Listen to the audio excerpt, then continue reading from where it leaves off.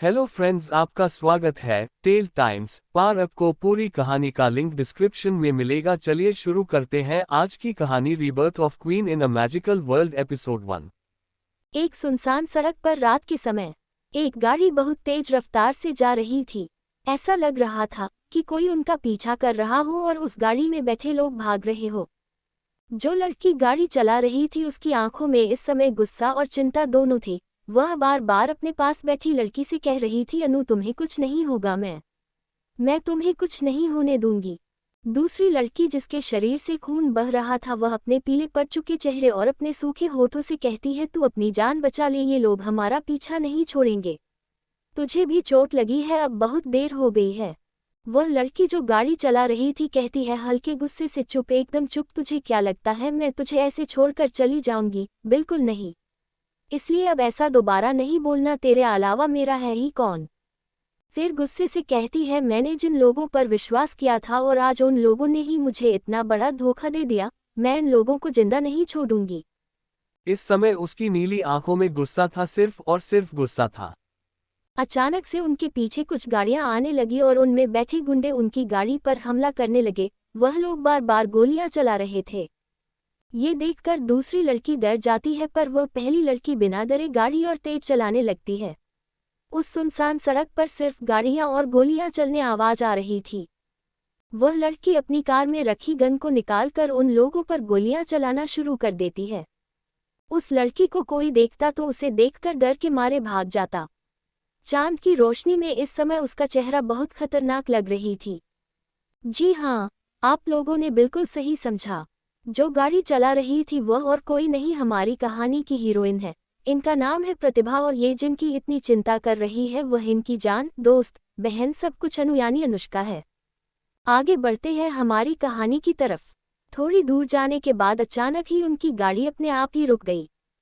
अनुष्का ने डरते हुए पूछा, क्या हुआ? प्रतिभा ने कहा स्टीयरिंग व्हील पर हाथ मारते हुए, शिट यार, इस गाड़ी को भी अभी ही बंद पड़ना था। उनके पीछे आ रही गाड़ियां भी रुक गई। उनमें से एक बहुत लंबा चौड़ा आदमी निकला जो देखने में उन सबका लीडर लग रहा था। एक गंदी हंसी हंसते हुए कहा, अब कहाँ जाओगी हमसे बचकर? हाँ हाँ, वो इस समय हंसते हुए किसी राक्षस से कम नहीं लग रहा था। प्रतिभा ने कुछ सोचा, फिर उसने अनु से कहा, कुछ भी हो जाए जब तक मैं ना कहूँ कार से मत निकलना और जब मैं इशारा करूँ तब उस साइड से निकलना। इतना कहकर वह कार से उतर गई। उन गुंडों ने जब उसे निकलते देखा तो वह उसके पास आने लगे। प्रतिभा ने उनके पास आते हुए कहा, कितने पैसे मिले होंगे तुम्हें हमें मारने की? हाँ, मैं तुम्हें उसका दुगना नहीं 3 गुना दूंगी। वह सब शांत हो गए। फिर उनमें से एक गुंडा जिसका नाम राका था वह बोला, लड़की तू हमें क्या पैसे देगी? खुद को देख और अपनी दोस्त को देख, खुद मरने वाले हो और हमें पैसे देने की बात कर रहे हो। फिर राका अपने बॉस से बोला, भाई इसकी बातों को छोड़ो, हम अपना काम करते हैं। ये हम लोगों का बस टाइम खोटी कर रही है। प्रतिभा ने फिर से कहा, अगर तुम्हें लगता है कि मैं तुम्हें कुछ नहीं दे सकती तो तुम गलत हो समझे। तुम्हें कितने रुपए मिले हैं जरा बताओ तो। राका बोला, 1 करोड़ मिलेंगे, पूरे के पूरे 1 करोड़। अब बता क्या करेगी तू? 1 करोड़ बस, प्रतिभा ने चिल्लाकर कहा। फिर थोड़ी नौटंकी करते हुए कहा, बस इतनी सी कीमत है मेरी। हे भगवान, क्या दिन दिखा रहे हो? मेरी कीमत बस 1 करोड़। आप क्या कर सकते हैं जब तुम लोगों को मेरी सुपारी देने वाले लोग ही कंजूस मिले जिन्हें मेरी कीमत ही क्या पता। चलो कोई बात नहीं, मैं कंजूस नहीं हूँ, मैं तुम्हें पूरे 5 करोड़ दूंगी। बोलो क्या कहते हो? अगर ये कम हो तो बताओ, मैं और भी दे सकती हूँ। उन सब का लीडर बोला, ए छोरी, ज्यादा स्मार्ट मत बन समझी, यह अपन का काम है और जब एक बार अपन जवान दे दिया मतलब काम खत्म एच करेगा। फिर तू कितने भी पैसे दे, ये हमारे धंधे का असूल है। वह सब उसकी बातों में बिजी थे। तभी प्रतिभा ने इशारे से अनु को निकलने को कह दिया था। सबका ध्यान तो उसकी बातों पर था। प्रतिभा ने कहा, असूल, जवान, ये सब तुम लोगों पर अच्छे नहीं लगते। बाकी गुंडों की तरफ देखते हुए, चलो तुम सब बताओ, तुम्हारा ये बॉस 1 करोड़ लेगा तो तुम्हें कितने पैसे देगा? हाँ, ये 80% तो खुद रखेगा, फिर बचे 20% तुम्हें दे देगा। तुम कितने लोग हो? 1 मिनट, 1, 2, 3 गिनने का नाटक करते हुए, हाँ, 20, पूरे 20 लोगों हो तुम, शायद कुछ लोग और भी हो, तो इस हिसाब से ये तुम्हें पूरे 50-50 हजार रुपए देगा। तभी एक गुंडा चिल्लाकर बोला, 30,000। 30, सिर्फ 30,000 रुपए मिलेंगे हमें। इन बेवकूफ को पता भी नहीं चला कि यह लोग प्रतिभा की बातों में फंस चुके हैं। प्रतिभा इनको 5 करोड़ क्या 5 पैसे तक ना दे। प्रतिभा ने कहा, ये तो सरासर गलत है, ये सब काम तो तुम लोगों से करवा रहा है, जैसे हमारा पीछा करना, हमें मारना, चोट पहुंचाना, हम पर अटैक करना। फिर भी यह खुद तो 90 लाख रखेगा और तुम सबको सिर्फ 30,000 रुपये देगा। कितना बड़ा अन्याय है। अगर मैं होती तो 1 लाख रुपए से कम रुपए नहीं लेती। सब बातों में बिजी थी, किसी को पता ही नहीं चला। अनु कार से निकलकर जंगल की तरफ से ली गई और प्रतिभा की बताई जगह पर छुप गई है। किसी का ध्यान उस तरफ नहीं था सिवाय प्रतिभा के। उसने सभी को अपनी बातों में उलझा दिया था और कोई समझ ही नहीं पाया।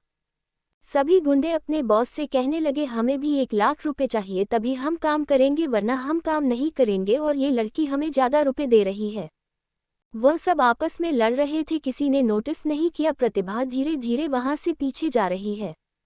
तभी अचानक से राका चिल्लाया, बॉस वह लड़की कहाँ गई? लगता है भाग गई हम सब लोगों को उल्लू बनाकर। एक गुंडा बोला, उल्लू पर कैसे? राका ने जवाब दिया, वो ऐसे कि वो तुम सबको 5 करोड़ का लालच देकर बेवकूफ बनाकर चली गई। समझे तुम लोग? मैं तो पहले ही कह रहा था मत सुनो उसकी, पर नहीं अब भुगतो। एक पिद्दी सी लड़की हमें उल्लू बनाकर हमारी नाक के नीचे से निकल गई। सब अपने बॉस को देखने लगे। उनके बॉस ने चिल्लाकर कहा, अब सकल क्या देख रहे हो मेरी? वो लड़की कहाँ गई? ढूंढो उसे, नहीं तो मैं तुम सबको जिंदा नहीं छोड़ूंगा। दूसरी तरफ प्रतिभा और अनु जंगल के रास्ते से भाग रहे थे। अनु भागते भागते रुक गई और कहा, बस मैं अब और नहीं भाग पाऊंगी, मुझ में अब और ताकत नहीं है, तू भाग जा यहाँ से। रात का समय था इसलिए जंगल में कुछ सही से दिखाई नहीं दे रहा था। इस कारण प्रतिभा और अनु को भागने में भी दिक्कत हो रही थी। वो लोग बस भागे जा रहे थे। प्रतिभा ने अब तक अनु की चोट पर कुछ लगाया था और उस पर अपना स्कार्फ बांध दिया था, जिससे अब खून निकलना बंद हो चुका था। प्रतिभा ने तुरंत कहा, मैंने पहले भी कहा था, फिर कह रही हूँ तुझे लिए बिना मैं नहीं जाऊंगी। मरेंगे तो साथ, जिएंगे तो भी साथ। चारों तरफ उनके बस लोगों के चलने की आवाजें आ रही थी। सभी गुंडे उन्हें ही ढूंढ रहे थे। तभी पीछे से एक गुंडा चिल्लाता है, वो दोनों यहाँ हैं। प्रतिभा उस तरफ देखती है और फिर अनु को खड़ा करके कहती है, अनु बस थोड़ा और, तू अपने लिए नहीं तो मेरे लिए चल। कहानी आगे बढ़ाने से पहले मैं आप सबको हमारी कहानी के मुख्य किरदारों से मिलवाना चाहूंगी। प्रतिभा शर्मा, एज 27। यह एक डॉक्टर है और सिर्फ 27 साल की उम्र में डॉक्टर ऑफ द ईयर का अवार्ड जीता है। स्वभाव से शांत और इंटेलिजेंट है। इनकी एक खुद की मेडिकल रिसर्च लैब है जो सिर्फ इंडिया ही नहीं और देशों में भी फेमस है। यह अपनी ज़्यादातर बनाई दवाइयाँ गवर्नमेंट हॉस्पिटल को फ्री में देती है। अलग अलग जगह हॉस्पिटल भी खुलवाए हैं ताकि जो लोग अपना इलाज बड़े हॉस्पिटल में नहीं करवा सकते वह वहां करवा सकें। कमर तक आते काले बाल और इनकी नीली आंखें जो किसी का भी दिल जीत ले, जो एक बार उनमें देखे वह देखता ही रह जाए और उन आंखों में डूब जाए। नहीं भाई, मुझे तो नहीं डूबना, जिसे डूबना हो वह डूबे। मुझे अपनी जान बहुत प्यारी है, अभी मैंने दुनिया देखी कहाँ है। Open mouth smile. इनकी सिर्फ एक दोस्त है जिनका नाम है अनुष्का शर्मा। एज 27। ये एक फैशन डिजाइनर है। इनकी भी एक खुद की ब्रांड है जो बहुत फेमस है। काली आंखें, कंधे तक आते ब्राउन बाल। ये दोनों स्कूल में मिले थे। स्कूल में ही इनकी दोस्ती हुई थी। दोनों एक दूसरे को जान से भी ज्यादा प्यार करते हैं। प्रतिभा की फैमिली बचपन में ही नहीं रही थी और अनुष्का की फैमिली एक कार दुर्घटना में नहीं रही थी, इसलिए दोनों ही एक दूसरे के लिए सब कुछ है। बाकी के लोगों को मैं आप सभी को बाद में मिलाऊंगी। अब आगे बढ़ते हैं हमारी स्टोरी की तरफ। अब तक आपने पढ़ा, प्रतिभा और अनु को मरने के लिए उनके पीछे पड़े थे, पर प्रतिभा ने अपनी होशियारी और एक्टिंग से उन सबको उल्लू बनाकर वहां से बचकर अनु के साथ भाग गई। अब आगे वो दोनों भागते भागते एक किनारे पर आके रुक जाती है क्योंकि आगे नीचे एक नदी बह रही थी जो देखने में काफी गहरी लग रही थी। राका कहता है, अब कहाँ जाओगी? तूने हम लोगों को बुद्धू बनाया था ना, अब देख तेरा क्या करते हैं हम। प्रतिभा गुस्से से कोई हाथ लगाकर तो देखो, फिर बताती हूँ तुम सबको। अनु जमीन पर गिर जाती है। प्रतिभा ये देखकर परेशान हो जाती है। वो उसकी हेल्प करती इससे पहले ही कुछ उसकी गर्दन पर चूपता है। वो पीछे देखती है तो उसके मुंह से निकलता है, रिया तुम पर क्यों? रिया हंसते हुए कहती है, क्या हुआ डॉक्टर? प्रतिभा आपको शौक लगा क्या? आपको पता है मैंने ऐसा क्यों किया? तुम्हारी कारण तुम हमेशा मुझसे आगे रही, हमेशा तुम्हारे कारण मुझे कॉलेज में फर्स्ट रैंक नहीं मिली, वो मेरी थी, पर तुम्हारे कारण मैं सेकंड रैंक पर रह गई। सब सिर्फ तुम्हें पसंद करते थे, सब टीचर भी तुम्हें ही पसंद करते थे और सभी लड़के भी सिर्फ तुम्हारे पीछे रहे। मुझे तुम बिल्कुल पसंद नहीं थी, इसलिए मुझे ये सब करना पड़ा। पूरे 2 साल लगे तुम्हारा भरोसा पाने में, मुझे तुम्हारी वो एक ही जॉब नहीं चाहिए थी, मुझे तो सिर्फ तुम्हारी उस लैब तक पहुंचना था और अब तो मुझे उसका पासवर्ड भी पता है।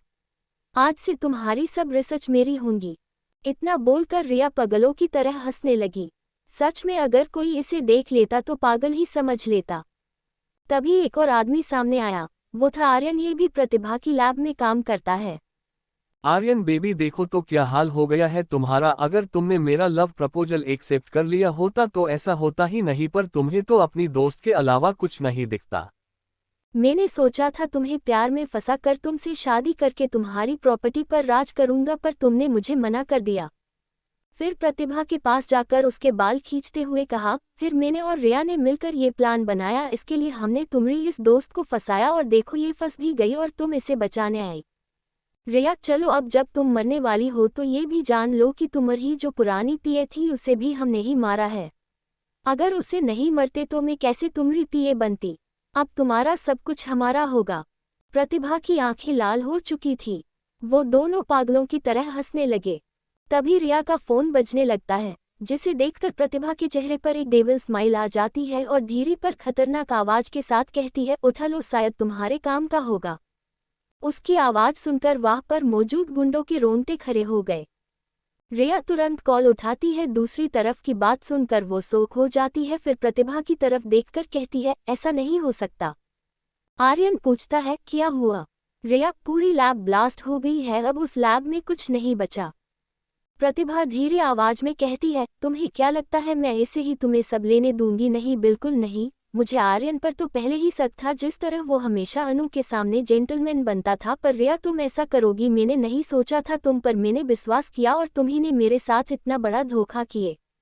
तुम तो टैलेंटेड थी, पर फिर भी तुमने ऐसा किया, इसलिए मैंने लैब को ही ब्लास्ट कर दिया। और जहां तक बात रही मेरी प्रॉपर्टी की, तो वो मेरे और अनु के बाद ऑटोमेटिक सरकार को चली जाएगी। आर्यन और रिया ये सुनकर शॉक हो जाते हैं। फिर रिया गुस्से से कहती है, मुझे कुछ नहीं मिला तो क्या हुआ, मैं तुम्हें जिंदा नहीं जाने दूंगी। मैंने तुम्हारी बॉडी में तुम्हारा बनाया पोइजन ही डाला है, तुम कुछ ही देर में मर जाओगी। प्रतिभा भी जमीन पर गिर जाती है। फिर अनुष्का का हाथ पकड़ कर कहती है, मैंने कहा था ना, जिए तो साथ, मारे तो साथ। अगर साथ जी नहीं पाए तो मरेंगे साथ, पर इन लोगों को मारे बिना नहीं। अनुष्का भी अपनी आंखों से हाँ का इशारा कर देती है और फिर वो अपनी आंखें बंद कर लेती है। किसी को कुछ समझ ही नहीं आ रहा था कि प्रतिभा क्या कह रही है। तभी प्रतिभा अपनी जेब से कुछ निकलती है और उनकी तरफ अपनी पूरी ताकत से कुछ फेंक देती है। वो एक बम था, जो छोटा था पर काफी कुछ कर सकता था। वहां पर एक जोरदार दमका हुआ, वो पूरी चोटी नीचे नदी में गिर गई। आधे लोग तो बॉम्ब से मर गए थे, बाकी नीचे पानी में गिर गए। प्रतिभा और अनु भी नदी में गिर गए, पर दोनों का हाथ अभी भी नहीं छूटा था। अनु की आंखें कब की बंद हो चुकी थी। अब प्रतिभा की भी आंख भी धीरे धीरे बंद होने लगी। प्रतिभा और अनु की बॉडी नदी में डूबती जा रही थी। प्रतिभा ने लास्ट टाइम सोचा, महादेव, हमने ऐसा भी क्या किया था जो अपने हमारे साथ ये किया? अभी हमने तो जीना शुरू ही किया था और ये खत्म भी हो गया। मुझे तो अभी और जीना था अपनी अनु के साथ। में कभी उसे टाइम नहीं दे पाती थी, पर वो हमेशा मुझे हंसाती थी। मेरा हमेशा उसने साथ दिया और आज मेरे कारण उसकी भी जान चली गई। आखिर ऐसा क्यों किया अपने हमारे साथ महादेव? तभी अचानक उसके गले में पड़े लोसेट जो ब्लू कलर का था, उसमें से बहुत तेज रोशनी निकलने लगी। प्रतिभा की आंखें अब धुंधली होने लगी। कुछ देर बाद वो ब्लू इतनी तेज हुई, फिर अचानक ही वो रोशनी और प्रतिभा और अनु की बॉडी गायब हो गई। एक अनजान जगह पर रात के समय 2 लड़कियां नदी के पास बेहोश पड़ी थी, जिन पर चांद की रोशनी साफ पड़ रही थी। दोनों ने एक दूसरे का हाथ बहुत कसकर पकड़ा था, जैसे अगर छोड़ दिया तो कभी नहीं मिलेगा। उन्हीं में से एक लड़की, जिसने व्हाइट कलर की एक लंबी सी ड्रेस पहनी थी, उसे होश आने लगा। उसने धीरे धीरे आंखें खोली। अब उसे पूरी तरह होश आ गया था। उसने उठकर देखा कि वो किसी अनजान जगह है। उसने अपने आसपास नजर दौड़ाई तो देखा वो दूसरी लड़की बेहोश है। उसने उसे उठते हुए कहा, प्रतिभा उठ उठ न देख तो हम कहाँ है। वो दूसरी लड़की यानी प्रतिभा ने भी अपनी आंखें खोली तो देखा कि वो लोग किसी अनजान जगह पर है। फिर उसे कुछ याद आया। उसने कहा, हम लोग तो नदी में डूब गए थे तो हम यहाँ कैसे और हमने ऐसे कपड़े क्यों पहने हैं। पहली लड़की यानी अनुष्का ने अचानक कहा, क्या हम लोग मर गए हैं और हम लोग हेवन में हैं। दोनों एक दूसरे की तरफ देखने लगी। तभी कुछ आदमी लोग वहां आए। उनमें से एक बोला, देखो इन लड़कियों को होश आ गया है, पकड़ो उन्हें, दोनों में से कोई भाग न पाए। दूसरा आदमी बोला, इन्हें होश कैसे आ गया, हमने तो इन्हें बहुत नशीली पत्तियां सुंघाई थी। प्रतिभा और अनु दोनों को कुछ समझ नहीं आ रहा था कि ये हो क्या रहा है और ये लोग कौन है, हमें क्यों पकड़ना चाहते हैं। वो कुछ और सोचते इससे पहले एक आदमी उनके पास आ गया, पर वो कुछ कर पता प्रतिभा ने अपने कपड़े संभालते हुए उसे खींचकर एक लात दे मारी। वो थोड़ी दूर पीछे गिरा जाके। अब इन लोगों को क्या पता कि इन लोगों का किससे पाला पड़ा है। अपने साथी की ऐसी हालत देखकर बाकी भी उन पर हमला करने लगे। एक आदमी प्रतिभा को पीछे से मरने वाला था कि अनु ने उसे एक जोरदार मुक्का मारा। वो आदमी कोने में गिर पड़ा। अनु ने उसे कह, किसी पर पीठ पीछे हमला करना अच्छी बात नहीं होती, किसी ने सिखाया नहीं। कोई बात नहीं, मैं तुम्हें सीखा देती हूँ। इतना कहेकर अनु भी उनसे लड़ने लगी। कुछ देर में प्रतिभा और अनु ने उन लोगों की बिना साबुन पानी के अच्छी वाली धुलाई कर दी। प्रतिभा ने उनसे तेज आवाज में पूछा, कौन हो तुम लोग और हम पर क्यों हमला कर रहे थे, किसने भेजा है तुम लोगों को। वो आदमी डरते हुए कहता है, हम लोग तो बस अपना काम कर रहे थे, तुम दोनों को मरने के पैसे मिले थे।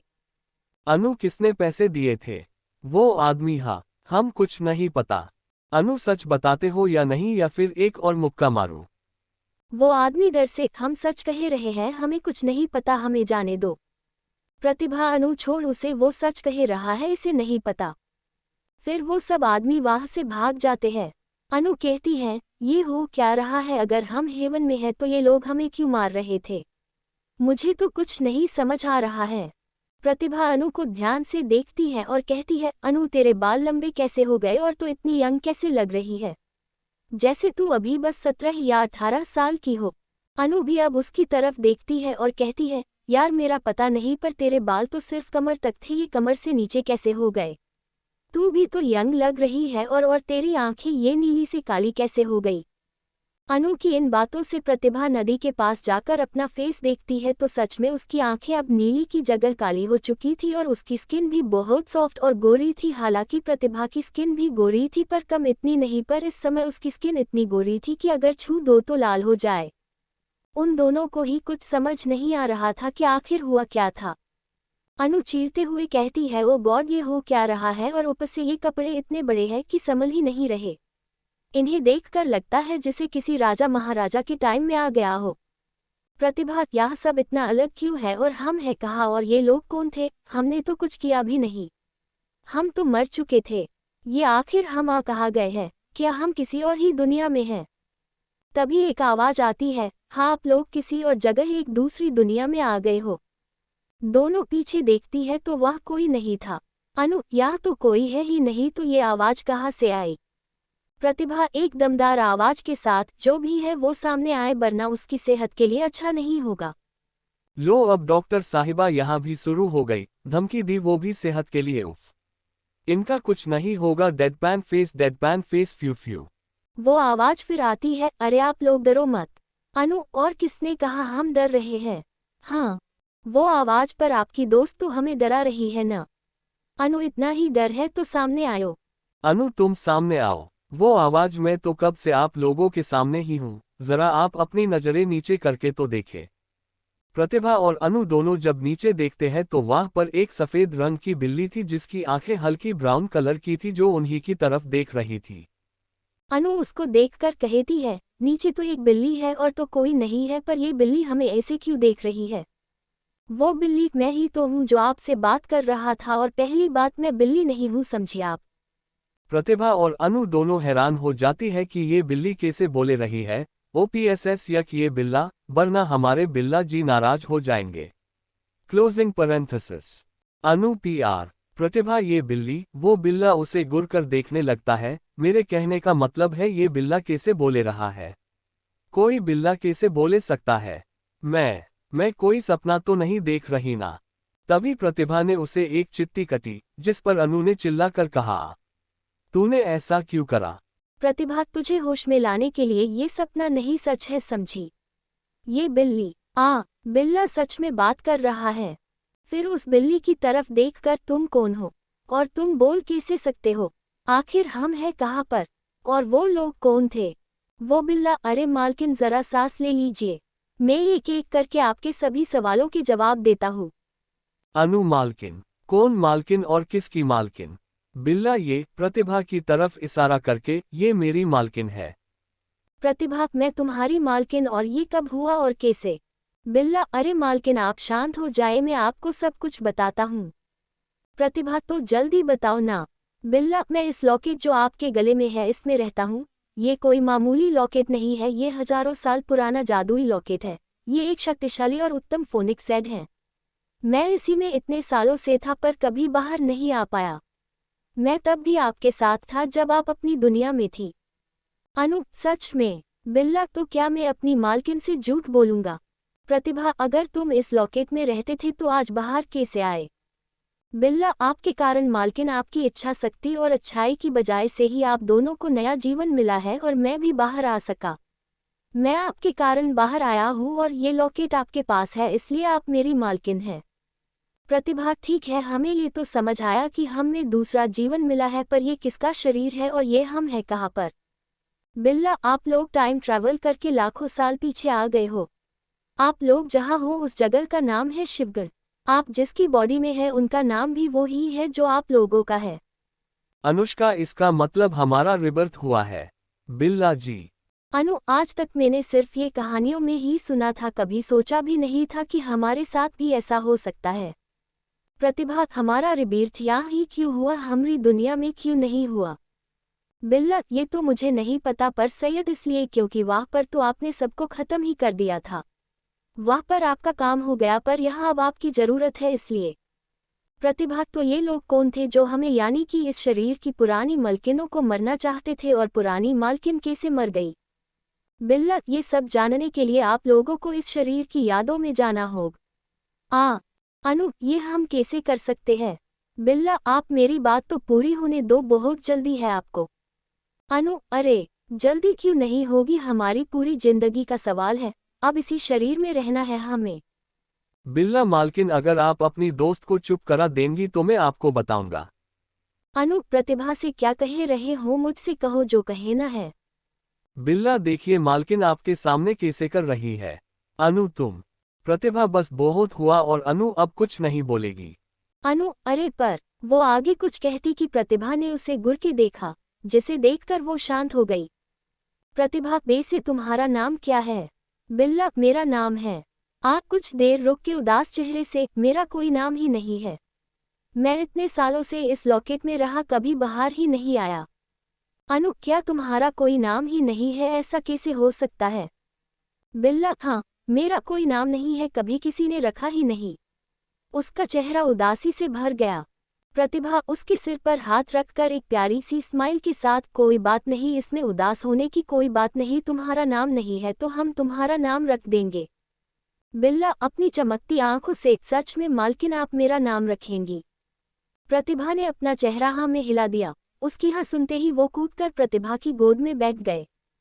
अनु ने कहा, कोई नहीं, तुम्हारा नाम मैं रखती हूँ, किट्टी कैसे है? बिल्ला उसे गुस्से से देखने लगा। क्या तुम्हें पसंद नहीं आया? मैं दूसरा बताती, सोचते हुए, हाँ तुम एक मेल कैट हो इसलिए बिल्लू बिल्लू कैसा रहेगा? बिल्ला चिल्लाकर बोला, बिल्कुल नहीं, बिल्लू तो नहीं। अनु, तो फिर मैं कुछ और सोचती हूँ। बिल्ला, रहने दो, तुम तो रहने ही दो, मालकिन अब आप ही बताइए। तभी प्रतिभा ने अचानक कहा, सिम्बा। तुम्हारी आंखें किसी शेर की तरह दिखती है, इसलिए सिम्बा आज से तुम्हारा नाम सिम्बा है। बिल्ला खुशी से उछलते हुए, हाँ मालकिन, मुझे ये नाम पसंद है, सिम्बा, आज से मेरा भी नाम है सिम्बा। बिल्ला को अब से हम सिम्बा कहेंगे। प्रतिभा और अनु सिम्बा की सभी बातें मान रहे थे, वो जैसा कहता वो लोग वैसा करते। कुछ समय बाद प्रतिभा और अनु पूर्ण रूप से अपने अंतर्मन में चली गई और अपने अपने शरीर की यादों में पहुंच गई। प्रतिभा और अनु को यादें। अब मैं आप लोगों को पुरानी प्रतिभा और अनु के बारे में बताती हूँ। Closing parenthesis. प्रतिभा शिवगढ़ के राजा वीर प्रताप सिंह और उनकी पहली पत्नी कल्याणी सिंह की बेटी है। इनके एक बड़े भाई भी है राज प्रताप सिंह, पर कल्याणी जी की मृत्यु के बाद जब वीर प्रताप जी ने दूसरी शादी निर्मला देवी से करी तो राज प्रताप सिंह अपने पिता से गुस्सा होकर महल छोड़कर चले गए, जिसके बाद से निर्मला देवी ही वीर प्रताप सिंह की पत्नी और शिवगढ़ की रानी बनकर रहने लगी। असल में निर्मला देवी ने राजा वीर प्रताप सिंह को अपने प्यार के जाल में फंसाकर उनसे शादी की थी। वीर प्रताप सिंह और कल्याणी सिंह की शादी के 2 साल बाद राज प्रताप का जन्म हुआ था, जिसके बाद वीर प्रताप सिंह ज्यादातर अलग अलग युद्धों के काम में व्यस्त रहने लगे। इसी तरह जब एक बार युद्ध करके दूसरे राज्य में गए थे तब वहां पर वह निर्मला देवी से मिले और उनसे प्यार करने लगे। जब निर्मला देवी वीर प्रताप के पुत्र की मां बनी तो वीर प्रताप उन्हें अपने महल ले आए और उन्हें अपनी दूसरी पत्नी यानी उपपत्नी का दर्जा दिया। कल्याणी देवी इस बात से बहुत नाराज थी, लेकिन वह कुछ कर ना सकी क्योंकि निर्मला देवी ने उनके सामने दुखी और बेचारा बनने का ढोंग किया। कल्याणी जी दिल की बहुत अच्छी थी, इसलिए वह निर्मला देवी की बातों में आ गईं। अनुष्का की मां और कल्याणी जी आपस में बहुत अच्छी दोस्त थी।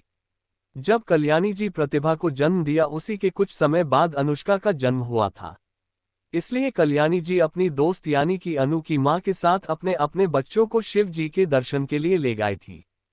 जब वह लोग रास्ते में थे तब उन लोगों पर किसी दुश्मन ने हमला कर दिया था। उसी युद्ध में अनु की मां ने कल्याणी जी की जान बचाने के लिए अपनी जान दांव पर लगा दी थी और मौका देखकर कल्याणी जी को प्रतिभा और अनु के साथ वहां से भगा दिया था, पर वे खुद की जान न बचा सकी। उसी दिन के बाद से कल्याणी जी ने अनु को अपनी बेटी माना और उसे अपनी बेटी की तरह खूब प्यार दिया था। जब प्रतिभा और अनु 5 साल की थी तब से कल्याणी जी की तबीयत खराब रहने लगी और 1 साल बाद उनकी मृत्यु हो गई। तभी वीर प्रताप ने निर्मला देवी को अपनी आधारिक पत्नी का दर्जा दिया। उसी बात से नाराज होकर राज प्रताप सिंह ने महल छोड़ दिया था। उस समय तक निर्मला देवी की भी एक 4 साल की बेटी थी। निर्मला देवी सिर्फ अपने बच्चों का ध्यान रखती थी, वो प्रतिभा और अनु पर जरा ध्यान नहीं देती थी। वीर प्रताप जी तो अपने महल के काम में ही रहते और जब वो पूछते तो निर्मला देवी उन्हें झूठ बोल देती। ये कि दुनिया का ये नियम था कि जब बच्चा 6 साल का हो जाता है तब उसकी शक्तियों का परीक्षण होता था, जिसमें जिन लोगों के पास प्रथम श्रेणी की शक्तियां होती थी वह लोग साधारण लोग होते थे, जो मामूली काम करते थे वह जिन लोगों पर दूसरी श्रेणी की शक्तियां होती थी वह लोग अलग अलग बड़े काम करते थे, और जिन लोगों के पास तीसरी श्रेणी की शक्तियां होती वह लोग अलग अलग राजपदों पर होते। जिन लोगों के पास 5 तत्वों की शक्तियां होती उन्हें सबसे शक्तिशाली माना जाता। ज्यादातर ये शक्तियां राज परिवार के लोगों के पास होती थी। जैसे राजा वीर प्रताप के पास वायु की शक्तियां थी, निर्मला देवी के पास दूसरी श्रेणी की शक्तियां थी और इनके पुत्र भानु प्रताप के पास भी वायु की शक्ति थी। अनु के पास दूसरी श्रेणी में क्रिएशन की शक्ति थी, जिससे वो किसी भी चीज को बना सकती थी, लेकिन प्रतिभा के पास कोई भी शक्तियां नहीं थी, जिसके कारण सभी उसे कमजोर मानते थे, जिसके कारण प्रतिभा को बचपन से परेशान किया जाता था। जब वह पढ़ने के लिए गुरुकुल का जाती तो सभी बच्चे उसका मजाक बनाते थे और उसे परेशान करते। उसको हर बार अनु बचती और उसका हमेशा साथ देती। निर्मला देवी ने कुछ लोगों के साथ मिलकर इस बात का फायदा उठाकर प्रतिभा को वीर प्रताप की नजरों में कमजोर और बेकार साबित कर दिया। वीर प्रताप अपनी बेटी के पास कोई शक्तियां न होने के कारण लोगों के मजाक बनाने से परेशान हो गया। इस बहाने निर्मला देवी ने ये सुझाव दिया कि प्रतिभा को हम महल की जगह कहीं और रखें, जिससे लोग न उसे देखेंगे न बातें करेंगे। वीर प्रताप ने यह फैसला लिया कि प्रतिभा को महल के पीछे बने भवन में रखा जाएगा। वो उसे ज्यादा दूर नहीं रखना चाहते थे क्योंकि वो ही तो कल्याणी जी की आखिरी निशानी थी। फिर प्रतिभा और अनु दोनों को 14 साल की उम्र से ही वहां रहना पड़ा। निर्मला देवी और उनकी बेटी स्नेहा दोनों प्रतिभा को परेशान करते रहते थे और प्रतिभा इतनी भोली और मासूम थी कि वो कुछ बोलती ही नहीं थी, न ही उनका विरोध करती। अनु उसे समझती थी कि वो वीर प्रताप को निर्मला देवी का सच बता दे, आखिर वो भी तो उनकी ही बेटी है, पर प्रतिभा हमेशा उसकी बात टाल देती। अनु को सही से ना सीखने के कारण वो अपनी शक्तियों का अच्छी तरह प्रयोग नहीं कर पाती थी। अधिकतर लोगों ने प्रतिभा को नहीं देखा था, इसलिए कोई नहीं जानता था कि प्रतिभा कितनी खूबसूरत है। हर जगह ये अफवाह थी कि उनकी बड़ी राजकुमारी यानी कि प्रतिभा बेवकूफ और बदसूरत है। बचपन में ही कल्याणी जी ने प्रतिभा की शादी उनके पड़ोसी राज्य भीमपुर के राजकुमार समर के साथ तय कर दी थी। ये बात स्नेहा को बिल्कुल नहीं पसंद थी। वो राजकुमार समर को पसंद करती थी और उनसे शादी करना चाहती थी। समर को भी प्रतिभा पसंद नहीं थी, वो उससे शादी नहीं करना चाहता था। भले ही वो खूबसूरत थी पर उसके पास कोई शक्तियां नहीं थी और समर को भी लगता था कि वो होशियार नहीं है, वो एक बुद्धू लड़की है। इसलिए जब स्नेहा ने उसके साथ अपनी बात कही तो वो भी तैयार हो गया, क्योंकि स्नेहा पूरे शिवगढ़ की सबसे शक्तिशाली युवती थी। उसके पास तीसरे स्तर की शक्तियां थी और वो बहुत खूबसूरत भी थी। पर उन दोनों को शादी करने के लिए प्रतिभा को अपने रास्ते से हटाना था। इसके लिए स्नेहा ने समर से प्रतिभा के साथ झूठी दोस्ती और उससे प्यार करने के लिए कहा। जब समर ने ऐसा किया तो प्रतिभा उसे सच मान बैठी, पर उसे क्या पता था कि सच है क्या। प्रतिभा का पत्ता साफ करने के लिए स्नेहा ने कल रात को प्रतिभा को समर के नाम की एक चिट्ठी लिखी, जिसमें उसने लिखा कि प्रतिभा पीछे वाले जंगल आ जाए। समर प्रतिभा को कुछ देना चाहता है। प्रतिभा जाने को तैयार भी हो गई, पर अनु ने उसे अकेले जाने को मना कर दिया, इसलिए अनु भी उसके साथ गई। जब वो लोग वहां पहुंचे तो उन लोगों को किसी ने कोई नशीली दवाई सूंघा दी, जिसके कारण वो लोग बेहोश हो गए थे। तभी वहां एक लड़की आ गई, उसने ही उन लोगों को मरने का काम दिया था। ये कोई और नहीं, स्नेहा ही थी। उसने ही कुछ आदमियों को पैसे देकर उन दोनों को मरने के लिए कहा था। पर उन आदमियों ने जो दवाई प्रतिभा और अनु को सूंघाई थी वो बहुत अधिक मात्रा में थी, जिसके कारण वो उन दोनों के लिए एक जहर का काम कर रही थी, जिससे उन दोनों की मौत हो गई। बनप को ये थी प्रतिभा और अनु की यादें प्रेजेंट टाइम में। अब प्रतिभा और अनु ने अपनी अपनी आंखें खोल ली। अब उन्हें अपने अपने शरीर की पुरानी यादों के बारे में पता था। अनु, यार मुझे तो इस निर्मला देवी पर बहुत गुस्सा आ रही है, और उससे ज्यादा वीर प्रताप पे ऐसे कैसे किसी के कहने पर अपनी ही बेटी को दूर कर सकते हैं, और वो उनकी बेटी, उसने ही हम दोनों को मारा था। मैं उसे छोड़ूंगी नहीं। सिम्बा, उसके लिए पहले उसे पकड़ तो लो। प्रतिभा, हमें शिव जी ने एक दूसरा मौका दिया है और सैयद वो यही ही चाहते हैं कि हम लोग इन लोगों को सबक सिखाएं। मैं इस बात की कसम खाती ही कि मैं प्रतिभा शर्मा नहीं प्रतिभा सिंह, पहले वाली प्रतिभा और अनुष्का के साथ जो गलत हुआ उसका हिसाब जरूर लूंगी। इतनी बातें होने के बाद अनु उबासी लेते हुए कहती है, यार मैं तो बहुत थक गई, अब मुझे जोर से नींद आ रही है। एक दिन में हमारी पूरी की पूरी जिंदगी, क्या पूरी दुनिया ही बदल गई है। अब ये सब पचाने के लिए मुझे तो एक बढ़िया वाली नींद चाहिए। सिम्बा, बस इतने में ही थक गई, अभी तो बहुत कुछ होगा, तब आप क्या करोगी। अनु, जब होगा तब होगा, अभी से ही मैं उस बारे में सोचकर अपना दिमाग क्यों खराब करो। प्रतिभा, अब तुम दोनों फिर मत शुरू हो, और अनु तुझे नींद आ रही है तो तू जाके सो जा। अनु, ठीक है, पर मेरा कमरा है कौन सा। सिम्बा, मालकिन के पास वाला कमरा ही आपका कमरा है। अनु, ठीक है, पर मेरे साथ तुम दोनों को चलना पड़ेगा। जैसे हम लोग प्रतिभा के कमरे में साथ में आए, वैसे ही मेरे कमरे में भी चलो। सिम्बा, क्यों, आपको डर लग रहा है। ओपन माउथ स्माइल कि वहां पर कुछ हुआ तो। अनु, डर, कैसा डर। अनुष्का किसी से नहीं डरती, समझे तुम। सिम्बा, अच्छा तो आप खुद क्यों नहीं चली जाती। अनु, ठीक है, मैं अकेली चली जाऊंगी। फिर प्रतिभा की तरफ देखकर, बस इतनी ही दोस्ती थी, हाँ, अपनी दोस्त को उसके कमरे तक नहीं छोड़ सकती। नौटंकी करते हुए, दोस्त दोस्त ना रहा, यार यार न रहा। प्रतिभा ने अपना सरनामे हिलाते हुए कहा, इसका कुछ नहीं हो सकता। चल ठीक है, हम चल रहे हैं तेरे साथ। अनु, हाँ तो पहले नहीं कह सकते थे। मेरी प्यारी सी नींद को कितना इंतजार करना पड़ा।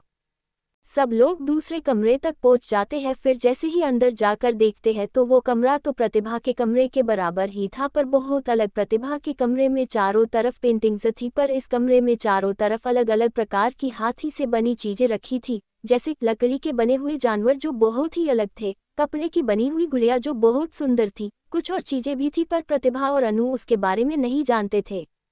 अनु अपना चेहरा हाथ में लेते हुए, यार ये लड़की तो पूरे आर्ट एंड क्राफ्ट को बहुत अच्छे से जानती थी, पर ये सब बनाए कैसे। और एक लकड़ी के बने खरगोश को हाथ में लेते हुए, ये कितने सुंदर है, जैसे बिल्कुल जिंदा हो। सिम्बा, क्योंकि उनके पास क्रिएटिविटी की शक्ति थी, जिससे वो किसी भी चीज को अपनी कलाकारी से बनाकर उसमें इसे निखार डाल सकती है कि वो बिल्कुल जिंदा हो। प्रतिभा, ये तो बहुत अच्छा है, वैसे भी टू डिज्नी है, इससे तुझे बहुत फायदा होगा। अनु, हाँ यार, पर इसे मैं इस्तेमाल कैसे करूंगी। प्रतिभा, वो कल जानेंगे, वैसे तो तुझे अभी बहुत तेज नींद आ रही थी, अब कहाँ गई तेरी नींद। अनु, वो तो अभी भी आ रही है, पर मैं तो अपनी शक्तियों के बारे में जानने के लिए बेताब हूँ। प्रतिभा, ठीक है, पर अभी अपनी ये बेताबी साइड में रखो और सो जाओ जाके। अब अनु अपने बेड पर जाके सो गई। फिर प्रतिभा और सिम्बा भी अपने कमरे में चले गए। प्रतिभा बेड पर लेट गई। उसने देखा कि सिम्बा उसे ही देख रहा है। प्रतिभा ने तुरंत पूछा, क्या हुआ, तुम मुझे क्यों देख रहे हो? सिम्बा, वो मालकिन, क्या मैं आपके बेड पर सो सकता हूँ? उसने थोड़ा डरते हुए पूछा। प्रतिभा हंसते हुए, इसमें इतना घबराने की क्या बात है, आ जाओ, आखिर तुम एक छोटी सी बिल्ली ही हो। सिम्बा उसकी तरफ देखने लगा। प्रतिभा, हाँ हाँ पता है, बिल्ली नहीं बिल्ला, अब ठीक है। सिम्बा और प्रतिभा भी अब सो गए। रात के 3 बजे प्रतिभा के सपने में कोई औरत जिसने नीले रंग के कपड़े पहने थे, वो जिसे उसने उस तस्वीर में देखा था, वो प्रतिभा को बार बार बुला रही थी और प्रतिभा बस उस आवाज से पूछ रही थी कि कौन है, कौन हो तुम, मुझे क्यों बुला रही हो, मैं तुम्हें नहीं जानती, जाने दो मुझे। फिर भी वो आवाज बंद नहीं हुई तो प्रतिभा ने अपने कान पर हाथ रखते हुए कहा, बंद करो इसे, मुझे तुम्हारी बात नहीं सुननी नहीं। इसी के साथ प्रतिभा की नींद खुल गई। वो जोर जोर से सांस लेने लगी। वो इस समय पूरी तरह पसीने में भीग गई थी। उसने अपनी सांसें काबू की। फिर देखा तो सिम्बा अपनी छोटी छोटी आंखों से परेशानी में उसे ही देख रहा था। सिम्बा ने तुरंत पूछा, क्या हुआ मालकिन, आप इतनी जोर से आपने सपने में क्यों चिल्ला रही थी? मैंने आपको नींद से उठने की बहुत कोशिश की पर आप उठी ही नहीं, फिर मुझे आपको उठने के लिए मजबूरी में आपके हाथ पर कटना पड़ा। सिम्बा की इस बात पर प्रतिभा ने अपने हाथ पर देखा तो वहां पर हल्के से निशान थे, जिसे देखकर सिम्बा से कहा, उसको अपनी गोद में लेकर, कोई बात नहीं, तुमने मुझे उठने के लिए ही किया ये, पर यह सपना बिल्कुल ऐसा लगा जैसे असली हो। सिम्बा, हाँ मालकिन, ये मायावी सपने होते हैं, ये जितने असली लगते हैं उतने ही खतरनाक भी होते हैं, इसलिए आपको इन सपनों से बचकर रहना होगा, क्योंकि अगर एक बार आप इन सपनों में फंस गई तो निकलना आसान नहीं होगा। प्रतिभा, ठीक है, मैं आगे से इन सपनों से बचकर रहूंगी। सिम्बा, वैसे आपने सपने में ऐसा क्या देखा जो आप बार बार कह रही थी कि मुझे नहीं सुनना? प्रतिभा, मैंने एक औरत को देखा जिसने नीले रंग के कपड़े पहने थे, वो मुझे बार बार बुला रही थी कि तुम्हारी असली जगह यहाँ है। उसी औरत को मैंने उस समय उस तस्वीर में भी देखा था। सिम्बा, किस समय मालकिन, और कौन सी तस्वीर? प्रतिभा, जब हम लोग इस कमरे में आए थे और सभी तस्वीरें देख रहे थे, तब इस तस्वीर, उस औरत की बड़ी सी तस्वीर के पास जाकर मैंने उस औरत को देखा, वो मुझे बुला रही थी। 1 मिनट, इस औरत की आंखें तो उस समय नीली थी, पर अब ये काली कैसे हो गई? सिम्बा, नहीं मालकिन, इस तस्वीर की आंखें पहले भी काली ही थी। प्रतिभा, पर ऐसा कैसे हो सकता है? वहां रखे रंगों और ब्रश को देखकर, रुको मैं तुम्हें बताती हूँ। प्रतिभा एक कुर्सी पर बैठ गई और उन रंगों से कुछ बनाने लगी।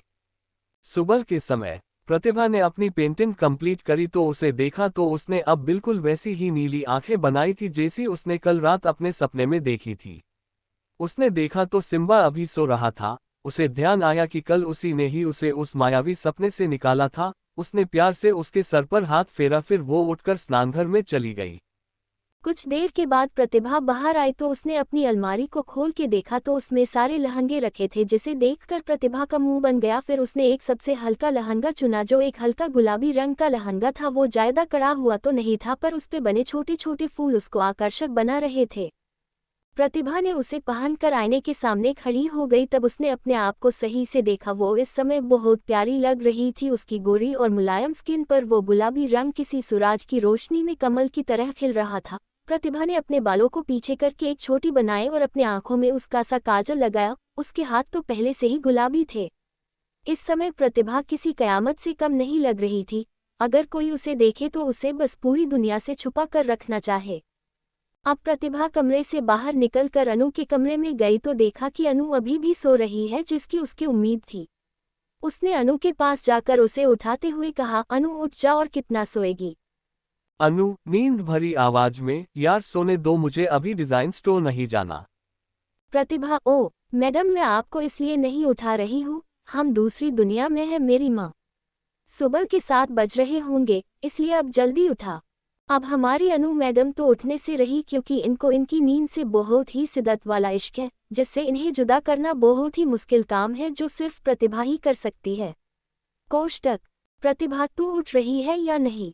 हाँ। अनु, नहीं, मुझे और सोना है। प्रतिभा, ठीक है, मत उठ। तू न पक्का पिछले जन्म में कुंभकर्ण की बहन होगी, लेकिन वो कम से कम ढोल नगाड़े और खाने से उठ जाता था, पर तू तो वो भी न उठे। अगर तेरे सर पर कोई डीजे बजाए तू तब भी आराम से सोती रहेगी। फिर प्रतिभा ने एक पानी से भरा जग उठाकर सीधा अनु के मुंह पर उड़ेल दिया। अनु चिल्लाकर उठी, पानी पानी, कोई बचाओ, भागो, सब बाढ़ आ गई। फिर प्रतिभा ने कहा, कोई बाढ़ नहीं आई है समझी, अब बहुत अच्छे से आपकी नींद खुल गई होगी ना, तो जाओ जाकर फ्रेश हो। अनु, तू मेरी दोस्त है या दुश्मन, भला ऐसे कौन उठता है? प्रतिभा, हाँ मैं तेरी दुश्मन ही सही, और जो लोग आराम से नहीं उठते उनको मैं ऐसे ही उठाती हूँ। अब जा और 5 मिनट में तैयार हो जाके। अनु, नहला तो तूने दिया ही है, अब नहाने की क्या जरूरत? इस पर प्रतिभा ने उसे घूर के देखा, जिसे देखकर अनु मन में बदबराते हुए, हिटलर कहीं की जरा भी दया नहीं है इसमें, लुक ऑफ ट्रायम्फ। प्रतिभा, मुझे सब सुनाई दे रहा है। अनु, अब तो ये मेरी मन की भी बात सुन लेती है, अस्टोनिश्ड फेस। तभी प्रतिभा की आवाज आती है, बस 5 मिनट है। अनु, हाँ जा रही हूँ, भाग अनु भाग, वरना ये हिटलर तुझे नहीं छोड़ेगी, फेयरफुल। इसके बाद अनु ने जो बाथरूम तक दौड़ लगाई है भाई, कि मिल्का सिंह भी इतनी तेज न दौड़ा होगा। प्रतिभा अब अनु के कमरे से बाहर जाती है तो देखती है कि कुछ लोग काम कर रहे थे और एक बूढ़ी औरत जिनकी उम्र शायद 50 होगी वो खाना बना रही थी। प्रतिभा को याद आता है कि वो बूढ़ी औरत शांति जी है, जिन्होंने प्रतिभा और अनु का कल्याणी जी के जाने के बाद से ख्याल रखा है, वो उन दोनों की दाइमा थी। शांति जी का कोई अपना नहीं था, उन्हें तो कल्याणी जी ने काम और रहने की जगह दी थी। वो प्रतिभा और अनु को बिल्कुल अपनी बेटी जैसी मानती थी। बाकी जो लोग वहाँ काम कर रहे थे वो सब वहाँ के नौकर थे, जो सुबह आते थे और घेर की सफाई आदि काम करके शाम को चले जाते थे। उनमें से कोई भी प्रतिभा को कुछ नहीं समझता था। सबको लगता था कि प्रतिभा एक कमजोर और बेवकूफ राजकुमारी है जिसके पास कोई शक्तियाँ नहीं है, और ये लोग उसका सम्मान भी नहीं करते थे। जब प्रतिभा कोई काम कहती तो ये लोग उसे इग्नोर कर देते। इन सभी कारणों से प्रतिभा अपने कमरे से बाहर आना ही बंद कर दिया था। ये लोग अनु की बात तब भी मान लेते थे क्योंकि उसके पास प्रथम श्रेणी की शक्तियां थी, और अगर अनु उनका इस्तेमाल इन लोगों पर कर देती तो इसलिए ये लोग उसकी बात मान लेते थे। इनका ख्याल सिर्फ दाई माँ रखती थी, प्रतिभा को खाना भी यही खिलाती थी। ये सब याद करके प्रतिभा को दाई माँ पर जितना प्यार आ रहा था उतना ही इन लोगों पर गुस्सा। प्रतिभा ने अपनी मुट्ठी बनाते हुए कहा, इन लोगों ने बहुत हल्के में ले लिया ना मुझे, पर अब इन्हें मैं बताती हूँ कि आखिर मैं हूँ क्या। प्रतिभा दाई माँ के पास है और बहुत प्यार से उनसे पूछा, दाई माँ आप क्या बना रही है, मुझे बहुत भूख लगी है। प्रतिभा को ये देखकर पहले तो वो चौंक गई, लेकिन फिर प्रतिभा की बात सुन के खुशी से कहा, आज हम आपकी पसंद की खीर बना रहे हैं राजकुमारी। प्रतिभा ने चहकते हुए कहा, अरे वाह, फिर तो देखना आप आज सबसे ज्यादा खीर हम ही खाने वाले हैं। तभी पीछे से आवाज आई, नहीं नहीं मैं खाऊंगी, मुझे भी खीर पसंद है। सबने उस तरफ देखा तो वह अनु थी जिसने व्हाइट कलर का लहंगा पहना था, जो इस समय अपने लहंगे को उठाकर चल रही थी, पर वो उस लहंगे में किसी परी से कम नहीं लग रही थी। दाई माँ ने प्यार से कहा, हाँ क्यों नहीं, हम आप दोनों के लिए ही खीर बना रहे हैं, आप दोनों लड़ाई मत करिए। अनु ने अपनी अनुगिरी करते हुए कहा, अरे दाई माँ वो क्या है, हम दोनों लड़ थोड़ी रहे हैं, पर क्या करें ना, हमारे पेट के जो चूहे हैं वो अब बगावत पर उतर आए हैं।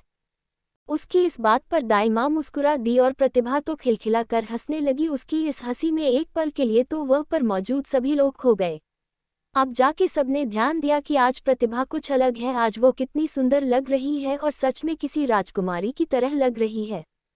प्रतिभा ने जब देखा कि दाई माँ कुछ सामान उठाकर रख रही थी, उसे देखकर प्रतिभा ने तुरंत उन्हें कहा, अरे दाई माँ आप ये क्यों कर रही है, ये आपका काम नहीं है, आप ये रहने दीजिए, यहाँ पर इतने लोग हैं वो लोग कर लेंगे। फिर एक नौकरानी जिसका नाम मंजरी था उससे कहा, मंजरी ये सामान उठाकर वहां रख दो। मंजरी कुछ करती उससे पहले ही उन सब की लीडर अनिता या यही कहे कि उन पर हुक्म चलाने वाली, क्योंकि ये राजकुमारी स्नेहा की चमची है जो उन्हें यहाँ की सब खबर देती है। सब इसलिए इनकी हर बात मानते थे और इनसे डरते थे कि ये उनकी शिकायत राजकुमारी स्नेहा से ना कर दे। अनिता थोड़े एटीट्यूड में, हमारा जो काम था हम लोगों ने कर दिया, अब ये काम हमारा नहीं है। अनु, अच्छा तो आपका क्या काम है, आखिर राजकुमारी ने तुमसे कुछ कहा है तो तुम्हें मानना चाहिए। अनिता, हमारा काम यहाँ की सफाई करना है जो हमने कर दी, और तुम कौन होती हो मुझे हुक्म देने वाली। अनु को बहुत गुस्सा आ रहा था, उसका मन हो रहा था कि इसे अभी बता दूं कि मैं कौन होती हूँ इससे ये कहने वाली, पर उसे प्रतिभा ने शांत रहने के लिए कहा। प्रतिभा, पहली बात तुम्हारा काम सिर्फ यहाँ की सफाई करना नहीं बल्कि राजकुमारी की बात मानना भी है, और जहाँ तक बात रही अनु की तो वो मेरी बहन है, तो इस नाते वो तुम सबकी मालकिन भी है। अनिता, हमें यहाँ पर रानी जी ने सिर्फ सफाई के लिए कहा है। प्रतिभा, अच्छा तो तुम एक बात बताओ कि तुम्हें तुम्हारे काम के पैसे कौन देते हैं? अनिता, महाराज, इसका इस बात से क्या लेना देना? प्रतिभा, लेना भी है और देना भी। जब तुम्हें पैसे महाराज यानी कि हमारे पिताश्री देते हैं तो तुम बात रानी की मान रही हो, और जहाँ तक बात रही काम की, तो मुझे याद है कि पिताजी ने तुम लोगों को मेरे और अनु का ख्याल रखने के लिए रखा था। इस बात पर अनिता कुछ न कह सकी। फिर प्रतिभा अनु की तरफ मुड़कर बोली सी सूरत बनाकर, अनु, तुझे याद है ना एक बार जब बचपन में हम दोनों जब खेल रहे थे और हम प्यास लगी थी, फिर जब हमने हमारे साथ आए एक दासी से पानी मांगा था और उसने कहा था कि जब हम महल जाएंगे तभी वो हमें पानी देगी, तो उस बात को जानकर पिताजी ने उस दासी के साथ क्या किया था? अनु, हाँ, मुझे याद है बहुत अच्छे से। महाराज ने उसे पूरे 4 दिनों तक भूखा और प्यासा रखा था। प्रतिभा सोचते हुए, फिर यार अगर पिताजी को इन लोगों के बारे में पता चला कि ये लोग ऐसा कितने समय से कर रहे हैं तो पिताजी इनका क्या करेंगे? हाँ, ये बात पूरी तरह से सच है, ऐसा हुआ था, पर उस समय कल्याणी जी जिंदा थी। वहां मौजूद सभी नौकरों ने आज तक ये नहीं सोचा था कि प्रतिभा भी ऐसा कुछ कह सकती है। आज उन लोगों को एहसास हुआ कि वो लोग सिर्फ नौकर ही है और प्रतिभा यहाँ की राजकुमारी है। प्रतिभा ने अब मंजरी की तरफ देखा और कहा, क्या तुम्हें काम नहीं करना? मंजरी ने बिना अनिता के कहने का इंतजार किए तुरंत वो कम करने में जुट गई। अनु, दाई माँ, अब जल्दी से मुझे खीर दे दीजिए, मेरे पेट में अब चूहे तांडव करने लगे हैं। दाई माँ, हाँ आप बैठो, मैं अभी देती हूँ। प्रतिभा सभी की तरफ देखते हुए, आप सभी अपना काम करिए, और हाँ एक बात सभी कान खोल कर सुन लो कि आज के बाद यहाँ की कोई भी बात बाहर नहीं जानी चाहिए, क्योंकि आप सबकी मालकिन मैं हूँ। और अनिता की तरफ देखकर, अगर किसी को कोई परेशान करे तो वो मुझे बताए, यहाँ पर काम सभी बराबर करेंगे। ऐसा प्रतिभा ने इसलिए कहा क्योंकि अनिता अपने हिस्से का सारा काम उन लोगों से करवाती थी और खुद कुछ नहीं करती थी सिवाय हुक्म चलाने के। कोष्टक सभी प्रतिभा की बात को समझ गए थे, सब फटाफट अपने अपने कामों में लग गए। दाई माँ ने दोनों को खाना परसा और वो उनके पास ही खड़ी हो गई, जिसे देखकर अनु ने कहा, दाई माँ आप भी बैठिए ना, आप खड़ी क्यों है? दाई माँ, अरे नहीं बेटियां, आप दोनों खाइए। प्रतिभा, दाई माँ आप बैठिए। दाई माँ, हम कैसे बैठ सकते हैं राजकुमारी? प्रतिभा, आप क्यों नहीं बैठ सकती? आप हमारी माँ के समान है। माँ के जाने के बाद आप ही ने तो हमारा ख्याल रखा है, आप ही तो हमारी माँ है न, तो आप क्यों नहीं बैठ सकती? प्रतिभा की बातें सुनकर दाई माँ के आंखों में पानी आ गया। उन्होंने फिर प्रतिभा के पास बैठकर खुशी से कहा, आप दोनों बिल्कुल हमारी बेटी जैसी हो। अनु, बेटी जैसी हो नहीं, बेटी ही है। प्रतिभा, क्या आप हमको बिल्कुल बचपन की तरह खाना खिलाएंगी अपने हाथों से? दाई माँ, हाँ हाँ क्यों नहीं। फिर दाई माँ ने उन दोनों को अपने हाथों से खाना खिलाया, जिससे दोनों बहुत खुश थे, क्योंकि दोनों को ही अपनी माँ का प्यार नहीं मिला था और आज उन्हें लग रहा था कि उन्हें उनकी माँ की कमी पूरी हो गई हो। खाना खाने के बाद दोनों प्रतिभा के कमरे में चली गई। प्रतिभा अपने साथ थोड़ा खाना सिम्बा के लिए भी लेके आई। जब प्रतिभा और अनु कमरे में पहुंचे तो उन्होंने देखा कि सिम्बा अभी भी सो रहा था। प्रतिभा उसके पास जाकर उसके सर पर हाथ रखकर कहा, सिम्बा उठो, और कितना सोएगा, तुम्हें भूख नहीं लगी? सिम्बा कसमसाकर फिर सो गया। अनु मुंह बनाते हुए कहा, कितना सोएगा, ये इतना तो मैं भी नहीं सोती। प्रतिभा ने उसे ऐसे देखा कि जैसे उसने क्या ही कह दिया हो। सिम्बा ने अपनी आंखें खोली और फिर अनु की तरफ देखकर कहा, हाँ हाँ, आप तो रात को घोड़े बेचकर सो गई होंगी, पर मैं नहीं सोया था। जिसे सुन के अनु बोली, क्यों रात भर जागकर क्या रखवाली कर रहे थे? सिम्बा कुछ कहता उससे पहले ही प्रतिभा दोनों को शांत कराते हुए बोली, बस करो, तुम दोनों का बहुत हुआ। फिर सिम्बा की तरफ देखकर, तुम्हें भूख नहीं लग रही? मैं तो तुम्हारे लिए खाना लाई थी, तुम्हें नहीं खाना क्या? सिम्बा भोला सा चेहरा बनाकर, नहीं नहीं मालकिन, मुझे खाना है, मुझे भूख लगी है। प्रतिभा ने उसे खाना दिया। फिर सिम्बा अपना खाना खाने लगा। उसके बाद अनु ने पूछा, यार ये पर तो सब तुझे बिल्कुल वैल्यू नहीं देते, ना ही बात मानते हैं, और यहाँ तेरे पास शक्तियाँ भी नहीं है, आखिर हम अब आगे करेंगे क्या? प्रतिभा शांति से कहती है, हाँ यहाँ पर कोई मेरी बात नहीं मानता और न ही मेरे पास शक्तियाँ हैं, पर मेरे पास मेरा दिमाग तो है न। क्या हुआ अगर हम इन लोगों से ताकत भर नहीं है तो हम इन लोगों को अपनी शक्तियों की जगह दिमाग से हरेंगे।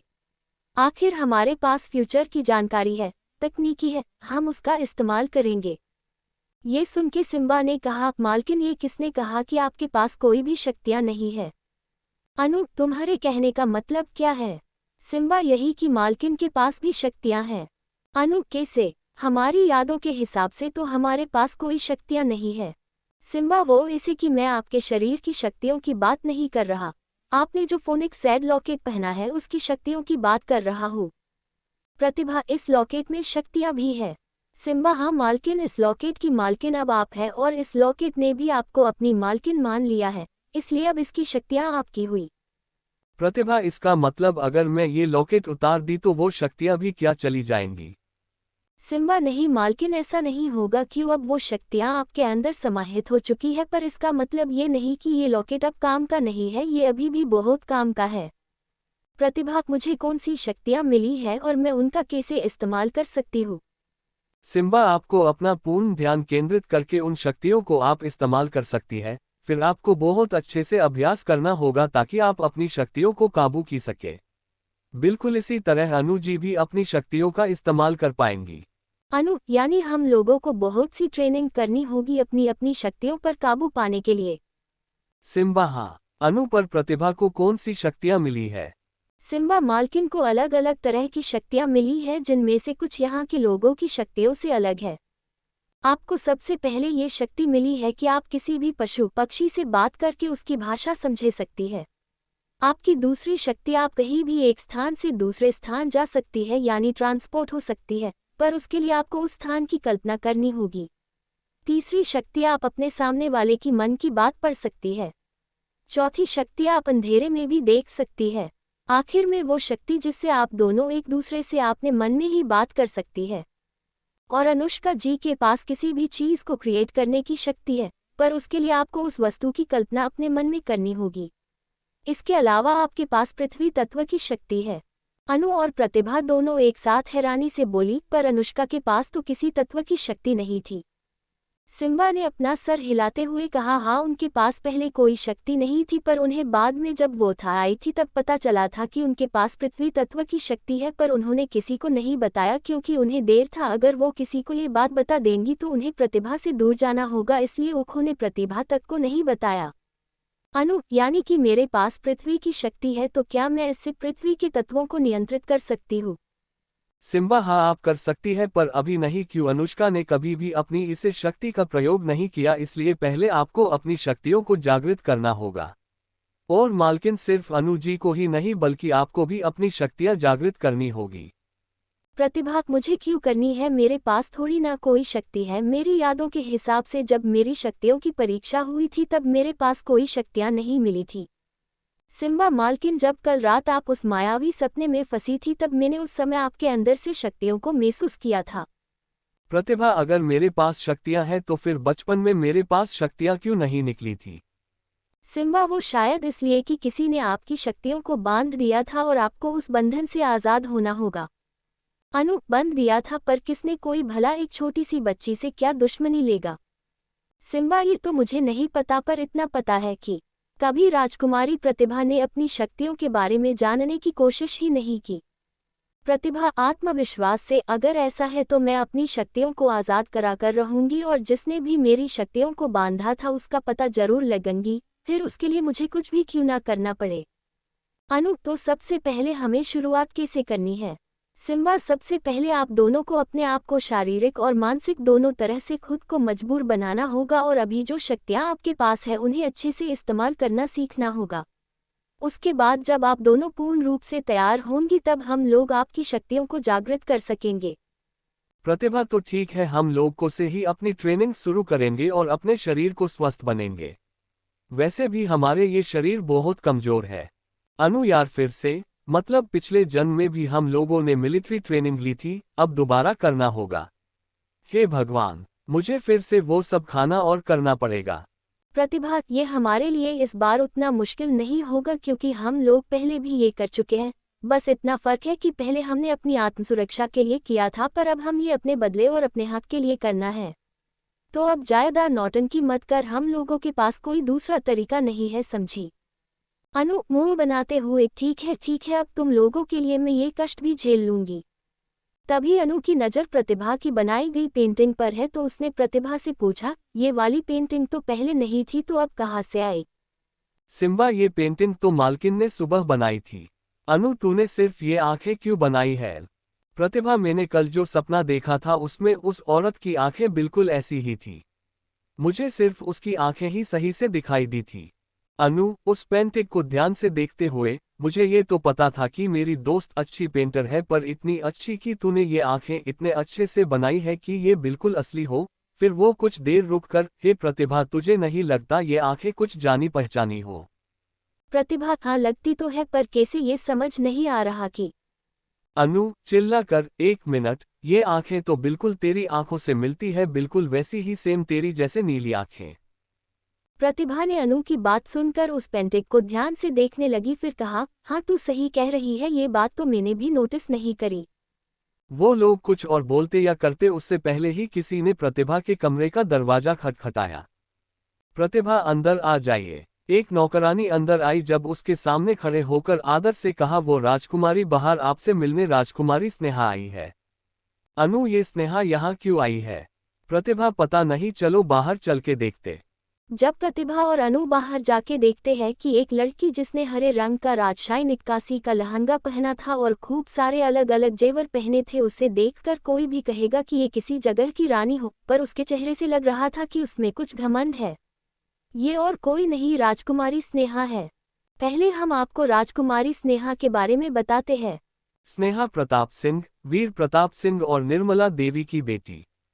आप इनके नाम पर मत जाना, ये अपने नाम की तरह बिल्कुल नहीं है। सिर्फ इनका नाम ही स्नेहा है, स्नेह तो इनके अंदर बिल्कुल नहीं है। ये पूरी तरह आपने मां पर गई है, फिर चाहे वो होशियारी या चालाकी हो या फिर मक्कारी और दूरता पर, ये लोगों के सामने तो बहुत अच्छी बनती है, बिल्कुल एक प्यारी और समझदार राजकुमारी।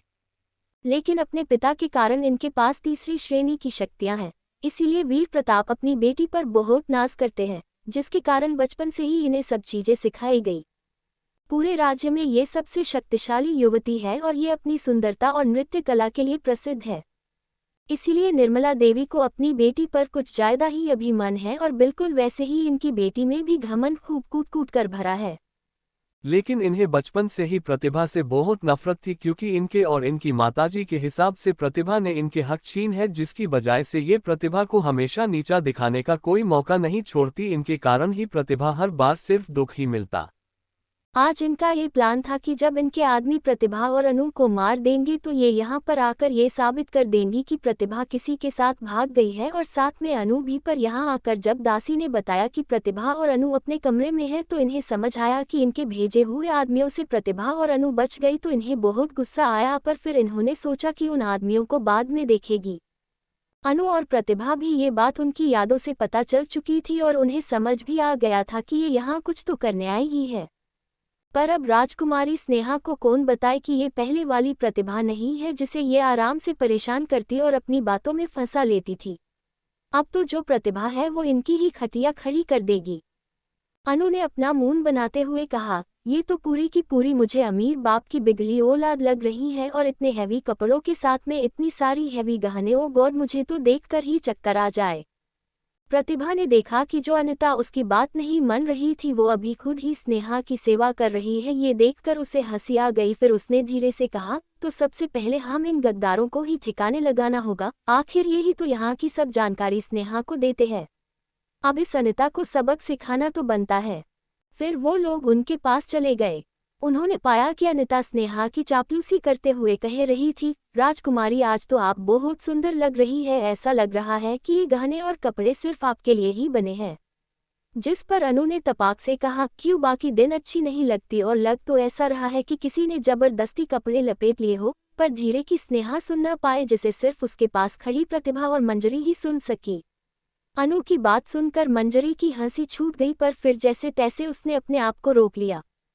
स्नेहा ने अपनी तारीफ सुनकर खुश होते हुए बड़े ही घमंड से अपने बाल पीछे किए और अपनी पोटली में 5 सोने के सिक्के निकलकर अनिता को दे दे। जिस पर अनिता ने और चापलूसी करते हुए कहा, आप तो बहुत ही दिलदार है राजकुमारी, आप तो थक गई होंगी न, मैं आपके लिए शरबत बनाकर लाती हूँ। और वो वहां से रसोई घर में चली गई। जब स्नेहा ने देखा कि प्रतिभा आ चुकी है तो पहले तो उसे बहुत जलन हुई, क्योंकि आज प्रतिभा बहुत ही प्यारी और सुंदर लग रही थी। पर अपनी जलन और गुस्से को छुपाते हुए नाटक करते हुए बोली, अरे दीदी आप कब आई? प्रतिभा ने जवाब दिया कि मैं तब आई जब मेरी ही दासी तुम्हारी सेवा कर रही थी और तुम अपनी तारीफ सुनकर खुश हो रही थी। प्रतिभा से ऐसा जवाब सुनने की तो किसी ने सोचा ही नहीं थी, सब उसकी बात से हैरान रह गए। बस स्नेहा अपने आप को हैरानी से निकलते हुए बोली, ऐसा कुछ नहीं है दीदी, वो तो अनिता ही खुद मेरी तारीफ कर रही थी। फिर प्रतिभा को जलाते हुए बोली, वो तो ये कपड़े पिताजी ने मेरे कहने पर मेरे लिए विशेष रूप से मेरे लिए बनने थे और ये गहने तो उन्होंने अपनी इच्छा से मुझे दिए हैं। उसे लगा कि प्रतिभा को बुरा लगेगा कि पिताजी ने उसके लिए इतना कुछ किया और उसे कुछ नहीं दिया, और लगता भी अगर पहले वाली प्रतिभा होती, पर अब हमारी प्रतिभा को कोई फर्क नहीं पड़ता। प्रतिभा ने भी एक अच्छी बड़ी बहन बनते हुए कहा, ये तो अच्छी बात है कि पिताजी ने तुम्हें ये सब दिलाया, पर तुम्हें नहीं लगता कि तुम कुछ ज्यादा ही खर्चा कर रही? उससे ताना देते हुए, हो मेरे कहने का अर्थ है कि तुम्हारे पास तो पहले से ही इतने सारे गहने और कपड़े हैं। आखिर पिताजी ने हमेशा बचपन से ही तुम्हें ही तो इतनी चीजें दी है, फिर भी तुमने पिताजी से इतने मूल्यवान चीजें ली। अगर हम उस धन का इस्तेमाल और कामों में भी कर सकते हैं, राज्य की बहुत सी समस्याओं को हल कर सकते हैं, लेकिन अगर पिताजी ने तुम्हें ये सब चीजें दी है तो ये अच्छी ही बात है, मुझे खुशी ही होगी। आखिर मैं तुम्हारी बड़ी बहन हूँ और इस राज्य की बड़ी राजकुमारी, तो लोगों के बारे में सोचना भी मेरा फर्ज है।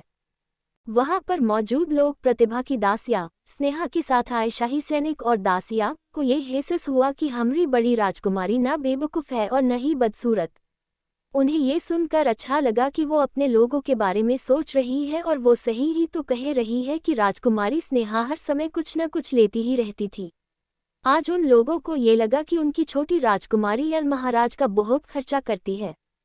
स्नेहा और उसकी चमचियों को तो अपने कानों पर बिल्कुल यकीन ही नहीं हो रहा था कि प्रतिभा ने ये सब कहा है। वो तो एक बेवकूफ़ और डरपोक लड़की थी, पर आज ये सब कैसे कह रही है। स्नेहा को तो इस समय बहुत गुस्सा आ रहा था। अगर उसका बस होता तो वो प्रतिभा को अभी के अभी मार देती, पर वो ऐसा नहीं कर सकती थी। यहाँ पर शाही सैनिक भी थे, वो तो उन्हें इसलिए लाई थी कि जब वो प्रतिभा को भागा हुआ कहेगी तो ये लोग ही महाराज तक यही खबर पहुँचाएंगे, पर आज तो उल्टा हो रहा था। स्नेहा ने अपने गुस्से को काबू करते हुए बोला सा चेहरा बनाते हुए रोने का नाटक करते हुए कहा, दीदी आप क्या कहना चाहती है कि मैं पिताजी का फालतू खर्चा करती हूँ? हाँ, आप ऐसा कैसे कह सकती है? प्रतिभा ने भी थोड़ा नाटक करते हुए कहा, देखो स्नेहा, मैं ये नहीं कह रही कि तुम फालतू खर्चा करती हो, मैं तो सिर्फ तुम्हें समझा रही थी। आखिर मैं तुम्हारी बड़ी बहन हूँ, इस नाते मेरा तुम्हें समझना फर्ज बनता है। अभी तुम मुझसे छोटी हो, तुम्हें अभी सब चीज़ों का ज्ञान नहीं है। वहां पर कोई भी उसकी बातों का दूसरा मतलब नहीं समझ पा रहा था, सिर्फ अनु ही समझ पा रही थी कि प्रतिभा स्नेहा को ये बता रही है कि सिर्फ वो ही होशियार नहीं है और वो कभी प्रतिभा की बराबरी नहीं कर सकती, वो हमेशा उससे छोटी ही रहेगी हर मामले में। स्नेहा कुछ कहती कि उससे पहले ही अनिता स्नेहा की तरफदारी करते हुए थोड़ा गुस्से से कहा, तुम क्या जानती है? कुछ नहीं राजकुमारी, स्नेहा बहुत समझदार है, वो इस पूरे राज्य की सबसे शक्तिशाली युवती है। अपने बारे में अच्छा और प्रतिभा की बज़्ज़ती सुन के स्नेहा तो फूली नहीं समा रही थी। तुम कैसे उन्हें समझा सकती हो? तुम जानती ही क्या हो।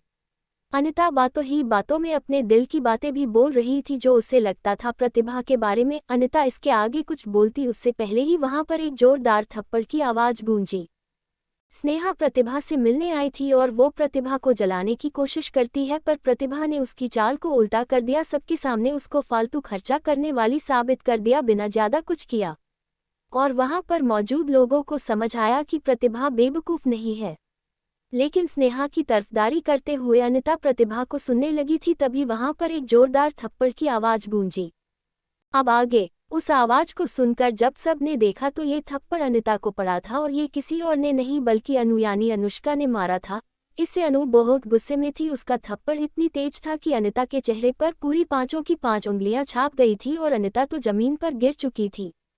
ये देखकर सभी का मुंह खुला का खुला रह गया, क्योंकि उन सब ने अपने सपने में भी नहीं सोचा था कि अनुष्का दुबली पतली और शांत रहने वाली लड़की कभी इतनी तेज किसी को थप्पड़ मार भी सकती है। लेकिन प्रतिभा को जरा भी हैरानी नहीं हुई, क्योंकि बचपन से ही अनुष्का ऐसी थी कि अगर कोई प्रतिभा के खिलाफ कुछ बोल भी दे तो फिर अनुष्का उसको छोड़ने वाली नहीं। सभी लोग हैरानी में ही थे कि वहां पर एक गुस्से भरी आवाज गूंजी, एक शब्द और कहे कि दिखाओ प्रतिभा के बारे में, फिर देखना मैं तुम्हारी क्या हालत करती हूँ। अगर प्रतिभा किसी को कुछ कहती नहीं है तो इसका मतलब ये नहीं कि कोई भी एरा गेरा आकर प्रतिभा को सुना कर चला जाएगा। वो यहाँ की राजकुमारी है, यहाँ की असली राजकुमारी, समझे सभी। अनुष्का की आवाज इतनी तेज थी कि सभी दासियां तो डर ही गई और मन ही मन में ये प्रण ले लिया कि आज के बाद प्रतिभा को सामने तो क्या पीछे भी कुछ नहीं कहेंगे। स्नेहा को अनु की असली राजकुमारी वाली बात खल गई। वो कुछ कहती इससे पहले ही प्रतिभा ने वहां मौजूद शाही सैनिक की तरफ देखकर कहा, आपको नहीं लगता कि ये काम आप लोगों को करना चाहिए? आप लोगों के होते हुए वो को भी आपके सामने केवल एक नौकरानी आपकी राजकुमारी को इतना सब कह सकती है। अगर ये बात बाहर किसी को पता चली तो हमारे राज्य की कितनी बदनामी होगी कि एक मामूली सी नौकरानी ने शिवगढ़ के शाही सैनिक जिन्हें सबसे शक्तिशाली माना जाता है उनके सामने ही शिवगढ़ की बड़ी राजकुमारी की बेइज्जती कर दी और उन्होंने कुछ नहीं किया। अरे दूसरे लोगों की छोड़ा हमारे राज्य के लोग क्या कहेंगे कि जो सैनिक राजकुमारी के सम्मान की रक्षा नहीं कर पाए वो हमारी क्या करेंगे। वहां पर मौजूद शाही सैनिकों को ऐसा लग रहा था कि उन्होंने कितनी बड़ी गलती कर दी। अगर महाराज को पता चला तो वो उनके साथ क्या करेंगे, ये सोच के ही वो डर गए। फिर उन सब का लीडर अरविंद, जो उन सब में सबसे शक्तिशाली था, उसके पास सबसे ज्यादा शक्तियां थी। वो आगे आकर प्रतिभा से माफी मांगते हुए बोला, हमें माफ कर दीजिए राजकुमारी, हमसे बहुत बड़ी गलती हो गई। आप जो चाहे वो सजा हमें दे सकती है, हम आपकी हर बात मानने के लिए तैयार है। इतना कहकर अरविंद अपने घुटनों पर बैठ गया और उसने अपनी तलवार अपने सामने रख दी। अपने लीडर को ऐसा करते देख बाकी सभी सैनिक भी तुरंत अपने अपने घुटनों पर बैठ गए। फिर वो सब एक साथ बोले, हम सबको माफ कर दीजिए राजकुमारी, हमसे गलती हो गई। सभी नौकर तो अब और डरने लगे। आखिर जब शाही सैनिक माफी मांगन रहे हैं तो वो क्या है, वो सब भी अपने घुटनों पर बैठ गए। राजकुमारी स्नेहा तो सबसे ज्यादा हैरान थी कि एक पल में ये हो क्या गया। जो शाही सैनिक सिर्फ महाराज के सामने ही झुकते थे, ये तक कि उसकी माँ यानी कि महारानी के सामने भी नहीं, आज वो लोग प्रतिभा से माफी मांग रहे हैं। आज तक कभी भी इन्होंने स्नेहा का हुक्म तक नहीं माना, वो प्रतिभा की हर बात मानने के लिए तैयार थे। असल में प्रतिभा को ये बात अच्छे से पता है कि किस समय पर कौन सी बात कहने से दूसरे इंसान को क्या फर्क पड़ेगा। ऐसा इसलिए क्योंकि प्रतिभा को साइकोलॉजी को बहुत अच्छे से जानती थी और उसे अपने शब्दों के तीर चलाना अच्छे से आता है। इस समय उसका तीर बिल्कुल निशाने पर लगा था। प्रतिभा ने अरविंद से पूछा, मैं आपसे जो कहूंगी वो आप करेंगे? अरविंद ने आत्मविश्वास से कहा, हम शिवगढ़ के शाही सैनिक हैं, अगर एक बार कहा है तो अपनी बात से बिल्कुल नहीं मुकरेंगे। प्रतिभा, ठीक है, मैं आप सबको माफ करती हूँ और आपकी सजा मैं बाद में बताऊंगी। अभी सबसे पहले इसको अनिता की तरफ इशारा करके ले जाए और मुझे आपको ये बताने की जरूरत नहीं है कि जब कोई शाही परिवार के साथ बुरा करता है तो उसके साथ क्या किया जाता है। अरविंद जी, राजकुमारी, हम समझ गए कि हम क्या करना है और हम वचन देते हैं कि आप भविष्य में जो कहेंगी या जो हमें सजा देंगी वो हमें मंजूर होगी। अनिता, जो अब तक अपना गाल पकड़ कर बैठी थी, वो अपने आप को बचाने के लिए तुरंत राजकुमारी स्नेहा के पास चली गई और उसके पर पाकर लिए और रोते हुए कहने लगी, राजकुमारी मुझे बचा लीजिए, मैंने सब कुछ आपके लिए ही तो किया है। स्नेहा ने अपने आप को सबकी नज़रों में बचाने के लिए कहा, तो मैंने कहा था क्या तुमसे दीदी को ये सब कहने के लिए? वो मुझे कुछ समझा ही तो रही थी, वो तुम थी जो बीच में बोली। फिर सैनिकों की तरफ देखकर कहा, इसे ले जाए और इसको अच्छी सजा देना, आखिर इसने मेरी दीदी की बेइज्जती की है। जब अनिता को लगा कि स्नेहा उसे नहीं बचाएगी तो वो प्रतिभा के पास उसके कदमों में गिरे कहने लगी, मुझे माफ कर दीजिए बड़ी राजकुमारी, मैंने बहुत बड़ी गलती कर दी, कृपया मुझे माफ कर दीजिए। प्रतिभा पर उसकी बातों का कोई असर नहीं पड़ा, उसने अपने पर पीछे खींच लिए। फिर दो सैनिक मिलकर उसे पकड़कर ले गए। अनिता आखिर तक चिल्लाती रही, नहीं मुझे मत ले जाइए राजकुमारी स्नेहा, मुझे बचा लीजिए, मैंने हमेशा आपको यहाँ की जानकारी दी है, मुझे बचा लीजिए। स्नेहा को लगा कि प्रतिभा या कोई भी उससे इस बारे में न पूछ ले, इसलिए उसने कहा, दीदी मुझे नहीं पता ये लड़की क्या कह रही है, मैं तो बस आपसे मिलने आई थी और अब खड़ी समय होगा है, मुझे जाना चाहिए। फिर अपनी दासियों के साथ वहां से चली जाती है। प्रतिभा एक दमदार आवाज में कहती है, सभी अपने कान खोल के सुन ले, आज के बाद अगर किसी ने भी यहाँ की जानकारी किसी दूसरे व्यक्ति को दी या मुझे धोखा दिया तो उसके लिए बिल्कुल अच्छा नहीं होगा, फिर उसे कड़ी से कड़ी सा मिलेगी। सभी दासियां और उसके घर के पहरेदार कहते हैं, जी राजकुमारी, हम सब आपके लिए हमेशा वफादार रहेंगे। प्रतिभा सभी दासियों को अपना काम करने के लिए कह देती है। फिर अरविंद प्रतिभा के पास आकर कहता है, राजकुमारी अब हम भी जाने की आज्ञा दे, अगर कोई भी काम हो तो हमें जरूर याद करे। प्रतिभा उससे कहती है, ठीक है आप सब जा सकते हैं, लेकिन इस बार का ध्यान रखना कि ये बात बाहर किसी को पता न चले, वरना ये राजपरिवार के सम्मान के लिए सही नहीं होगा। अरविंद जी राजकुमारी आप जैसा कहे। फिर वो सब भी चले जाते हैं।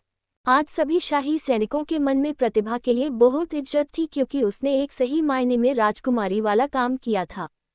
अब प्रतिभा और अनु अपने कमरे में आकर बैठ गए तो सिम्बा ने खुशी से उछलते कहा, मालकिन आपने तो एक बार में ही सबकी अक्ल ठिकाने लगा दी। प्रतिभा ने कहा, हाँ वो तो करना ही था। फिर अनु की तरफ देखकर उसका हाथ पाकर के, अनु तूने कुछ ज्यादा ही तेज थप्पड़ नहीं मार दिया जो तेरा खुद का हाथ भी लाल पड़ गया है। अनु ने बड़े ही शान से कहा, अब अगर मेरी दोस्त को कोई मेरे ही सामने सुनाएगा तो मैं क्या उसे सुनने दूंगी? बिल्कुल नहीं। आगे मेरा बस चलता तो मैं उसे अच्छी सी सजा खुद अपने हाथों से देती। और जहाँ तक बात रही हाथ लाल होने की, तो अब ये बॉडी है ही इतनी नाजुक, दूसरे को मरने में भी लाल हो गई। प्रतिभा अच्छा ठीक है, अब चल आराम कर ले, वैसे ही आज बहुत ड्रामा हो गया है। दूसरी ओर स्नेहा के कमरे में सब सामान पूरे कमरे में बिखरा पड़ा था, जैसे था कोई तूफान आया हो। कमरे के एक कोने में कुछ दासियां डरी हुई खड़ी थी। स्नेहा जो इस समय बहुत गुस्से में थी और उसके अपनी हालत तो ऐसी बना ली थी कि अगर कोई देखे तो चुड़ैल समझ ले। स्नेहा ने अपने सामने रखे गहनों को उठाकर फेंकते हुए कहा, उस लड़की की इतनी हिम्मत कि मुझे समझाए, मैं उसे छोड़ दूंगी नहीं। ऊपर से माँ भी यहाँ नहीं है, आने दो माँ को, फिर मैं उसे बताती हूँ। सभी दासियों की तो डर के मारे हालत खराब थी। वो तो ये सोच रही थी कि कैसे करके ये से निकले और इस पागल से बचे। शाम के समय प्रतिभा और अनु अपना खाना खा रही थी और दाई माँ उनके पास ही बैठी थी। आज उन्हें कोई काम करने या कहने की जरूरत ही नहीं पड़ी, सभी काम दासियाँ कर रही थी और प्रतिभा और अनु की ऐसी खातिरदारी हो रही थी कि क्या कहे, और वो लोग उनकी हर बात मान रहे थे। उन सब को लग रहा था कि अगर उन्होंने एक भी गलती करी तो उन्हें भी शाही सैनिक ले जाएंगे। खाना खाने के बाद प्रतिभा ने उन सब से कहा कि आज से तुम सब दाई माँ का कहना मानोगे, वो ही तुम्हें सारे काम बताएंगी और इसके अलावा कोई काम दाई माँ नहीं करेगी। सभी दासियों ने हाँ में अपना सर हिला दिया। तभी एक पहरेदार उनके पास आया और कहा, राजकुमारी राजमहल से मंत्री जी आए हैं।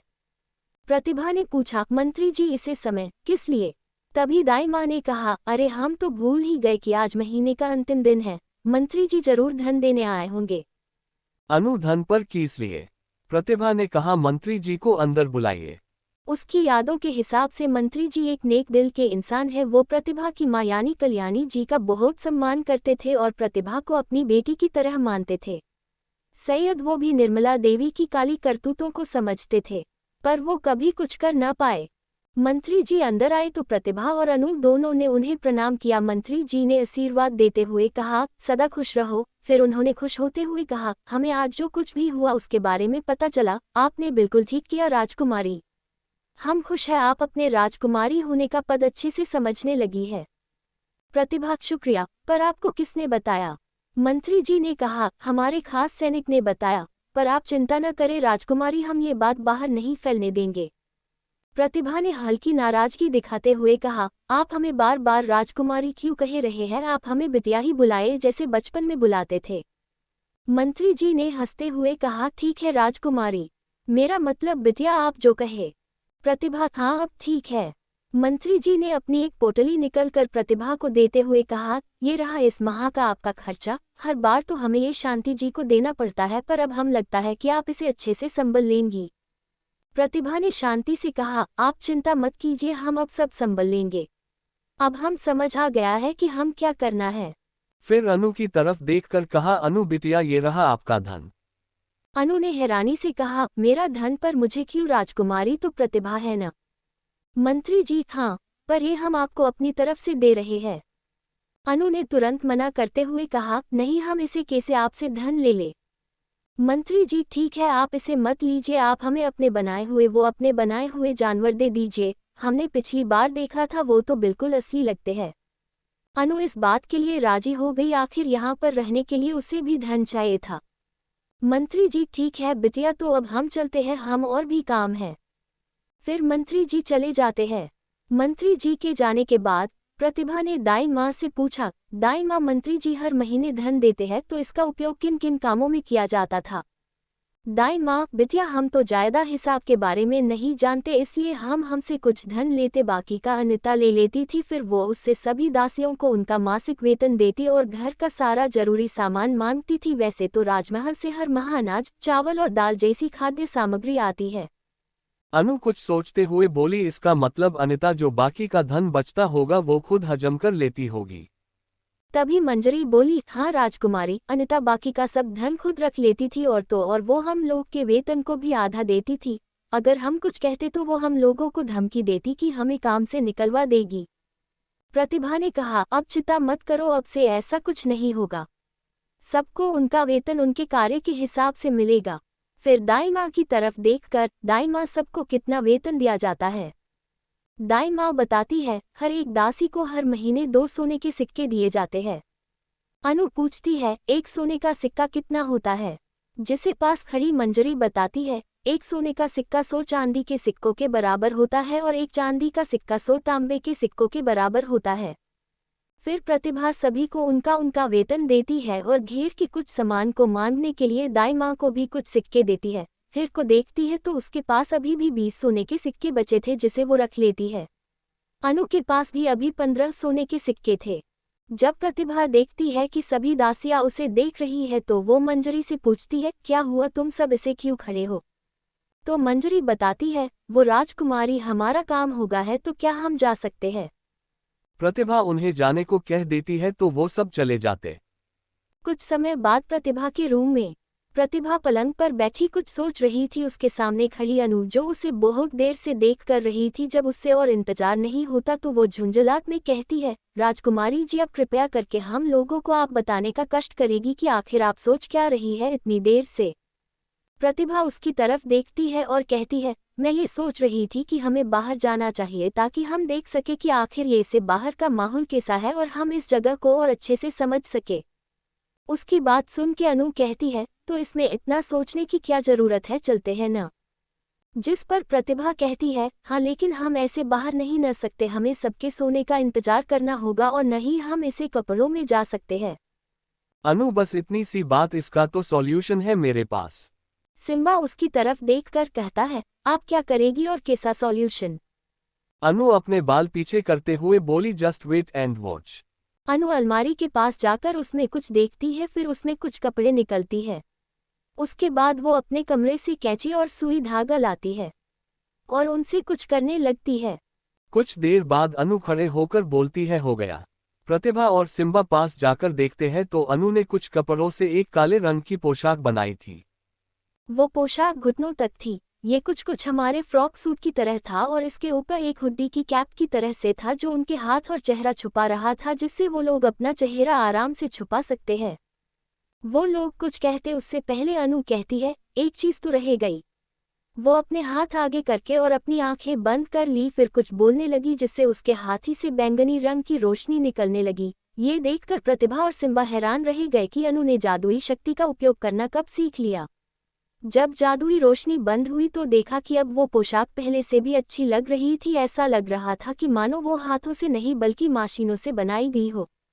अनु उन दोनों को हैरान देख समझ जाती है कि ये लोग क्या जानना चाहते हैं, तो वो बताती है, ये क्रिएटिव वाली शक्ति है, इसका इस्तेमाल पहली वाली अनु भी करती थी, इसलिए मैंने अपनी यादों से 1-2 बार सीखकर इसका इस्तेमाल करना सीखा। ये इतना भी मुश्किल नहीं था। प्रतिभा उससे कहती है, चलो ये अच्छी बात है, और मैं तो भूल ही गई थी कि मेरी पागल दोस्त एक फैशन डिजाइनर है। अनु प्रतिभा को घूरते हुए बोली, पागल किसको बोला? तो सिम्बा कहता है, आपको और किसको? तो अनु बोली, सिम्बा के बच्चे, मैं तुझे अभी बताती हूँ कि ये पागल क्या कर सकती है, रुक तू। इतना कह के दोनों की पूरे कमरे में भागम भाग चालू। फिर क्या था, पूरे कमरे की चीजें अस्त व्यस्त कर दिया, जिससे देखकर प्रतिभा ने गुस्से से कहा, तुम दोनों अभी के अभी रुको, वरना मुझसे बुरा कोई नहीं होगा। प्रतिभा की धमकी सुनकर दोनों अपनी जगह पर रुक गए। प्रतिभा को गुस्से में देखकर अनु चुपचाप जो सामान गिराया था सब अपनी अपनी जगह पर रखने लगी। अब तक सभी लोग सो चुके थे तो अनु और प्रतिभा ने अनु के बनाए हुए कपड़े और वो पोशाक पहनी और उस पोशाक की कैप को भी लगा लिया। उस कैप के कारण अब कोई भी उनकी आंखें नहीं देख सकता। प्रतिभा, इससे कोई हमारी आंखें तो नहीं देख पाएगा पर हमारा आधा चेहरा तो दिखेगा न, और अगर हमारी कैप हवा या किसी और कारण से हटी तो हर कोई हमें देख लेगा, इसलिए हम अपने चेहरे को अच्छे से ढकना होगा। इसके बाद प्रतिभा और अनु ने अपने अपने चेहरे पर एक कपड़े का नकाब बांध लिया। अब वो लोग पीछे के रास्ते से चुपके से निकल गए। सिम्बा भी उनके साथ ही था, पर वो इस समय लॉकेट में था क्योंकि उसे इस नहीं ले जा सकते थे। महल के बाहर आकर वो लोग नगर के अंदर पहुंच गए तो उन्होंने देखा कि रास्ते पर कोई नहीं था। शायद रात ज्यादा हो गई थी, इसलिए लोग अपने अपने घरों में होंगे। रास्ते में घूमते हुए प्रतिभा की नज़र एक दवाइयों की दुकान पर पड़ी तो उसने कहा, हमें वहां चलना चाहिए, हमें कुछ काम की चीजें मिल जाएंगी। अनु ने कहा, लेकिन दुकान तो बंद हो गई है। प्रतिभा उसकी तरफ देखकर, क्या हम परमिशन की जरूरत है? अनु एक टैडी मुस्कान के साथ बोली, बिल्कुल नहीं। दोनों उस दुकान के पास गए। वो काफी बड़ी दुकान थी। उन्होंने देखा कि उस दुकान के द्वार पर 2 पहरेदार थे, लेकिन दोनों के दोनों सो रहे थे, एक कुर्सी पर तो दूसरा तो उससे भी महान खड़े खड़े ही दीवार पर सर टिका कर सो रहा था। ये देखकर अनु बोली, बताओ यार, यह भी कामचोर की कमी नहीं है, पर क्या कर सकते हैं, नींद किसी को नहीं छोड़ती। बेचारे को देखो कैसे खड़े खड़े ही सो रहा है। प्रतिभा, अब अगर आपका दुख प्रकट करना हो गया हो तो चले। अनु अपने दांत दिखाकर बोली, हाँ क्यों नहीं, मैंने कब मना किया है, चलो। दोनों लोग बिना आवाज किए चुपचाप खिड़की से उस दुकान में घुस गए। अंदर जाकर उन्होंने देखा कि वहां पर बहुत औषधियां रखी हुई थी। प्रतिभा उन सबको बारी बारी से देखने लगी। उनको देखने के बाद उसने कहा, ये सब वो ही औषधियां है जिनके बारे में मैंने बहुत पढ़ा, पर ये सब बहुत मुश्किल से मिलती थी या मिलती ही नहीं थी। असल में प्रतिभा ने आयुर्वेद के बारे में बहुत पढ़ा था और उसने इसके बारे में 1 साल तक बहुत पुराने वैद्य जी से सीखा था। वो किसी को भी इस नहीं सीखते थे, पर उन्हें प्रतिभा का सीखने का कड़वा पसंद आया था, इसलिए उन्होंने अपना सभी ज्ञान उसे दिया था, जिसके लिए उसे पूरे 1 साल सबसे दूर एक जंगल में रहना पड़ा था। कोष्टक। अनु ने खुशी से प्रतिभा को एक बॉक्स दिखाते हुए कहा, देख मुझे क्या मिला। प्रतिभा ने उस बॉक्स को खोले कर देखा तो उसमें बहुत सारी अलग तरह की निडल्स थी, जैसी वो इस्तेमाल करती थी। उसने उस बॉक्स और कुछ जरूरी दवाइयों को रख लिया। प्रतिभा ने जितनी भी चीजें ली उसका मूल्य भी वहां पर रख दिया। वो लोग जा ही रहे थे कि प्रतिभा की नज़र एक कोने में रखे बड़े से बॉक्स पर गई। उसने उसके पास जाकर देखा तो उस पर काफी धूल थी। अनु भी उसके पास आ गई और उस बॉक्स को देखकर कहा, लगता है इसे कोई खोलता तक नहीं, देखो कितनी धूल है इस पर। प्रतिभा ने उस बॉक्स को खोला तो उसके अंदर बहुत सारी आयुर्वेद की किताबें और अलग अलग औषधियों की जानकारी थी। तो प्रतिभा ने कहा, ये सब कितने तो बहुत काम की है, पर हम इतनी सारी ले जाएंगे कैसे? तभी लॉकेट में से आवाज आई, मालकिन आप चाहे तो ये सब कुछ इस लॉकेट के अंदर रख सकती है, इस लॉकेट के अंदर बहुत जगह है। तो प्रतिभा ने सिम्बा के बताए अनुसार उन सभी किताबों और बाकी सामान को उस लॉकेट में रख लिया। फिर वो लोग वहां पर जैसे आए थे वैसे ही निकल गए। अनु और प्रतिभा आगे जा ही रहे थे कि उन्हें एक जगह से काफी आवाजें आने लगी। उन लोगों ने उधर जाके देखा तो वहां पर एक बड़े से घर से काफी रोशनी और आवाजें आ रही थी और उस जगह पर बहुत से आदमी और औरतें भी थी। जिसे देखकर अनु ने पूछा, ये कौन सी जगह है, ये पर इतने लोग क्यों है? क्या ये कोई दावत हो रही है? प्रतिभा कुछ कहती उससे पहले ही उसका लॉकेट से आवाज आई जो सिम्बा की थी, नहीं ये कोई दावत नहीं हो रही है, ये का नीलामी घर है। प्रतिभा ने पूछा, नीलामी घर मतलब ये पर सामने की नीलामी होती है? सिम्बा जी मालकिन, ये पर सामानों की नीलामी होती है और कोई ऐसे वैसे सामान नहीं, कीमती सामान या जादुई चीजें। ये पर कोई भी आकर अपने सामान को बेच सकता है, लेकिन नीलामी में सामान लेने के लिए बड़े बड़े लोग आते हैं, यहाँ पर दूर दूर से भी लोग आते हैं। प्रतिभा कुछ सोच के कहती है, तो फिर हमें भी यहाँ पर जाना चाहिए, आखिर हम भी तो बहुत दूर से आए हैं। अनु ने कहा, हाँ जाना तो मुझे भी है, पर ये जो दूर पर बैठे लोग हैं इनसे कैसे बचेंगे? ये तो काफी शक्तिशाली लगते हैं और वो भी 1 या 2 नहीं है, पूरे के पूरे 5 लोग हैं और ये पर तो कोई खिड़की भी नहीं दिख रही। Thank you for listening. मुझे उम्मीद है आपको यह स्टोरी पसंद आई होगी। अगर आपको पसंद आए है तो प्लीज लाइक और कमेंट करना ना भूलें और मोर स्टोरीज के लिए सब्सक्राइब करें। मिलते हैं नेक्स्ट वीडियो में।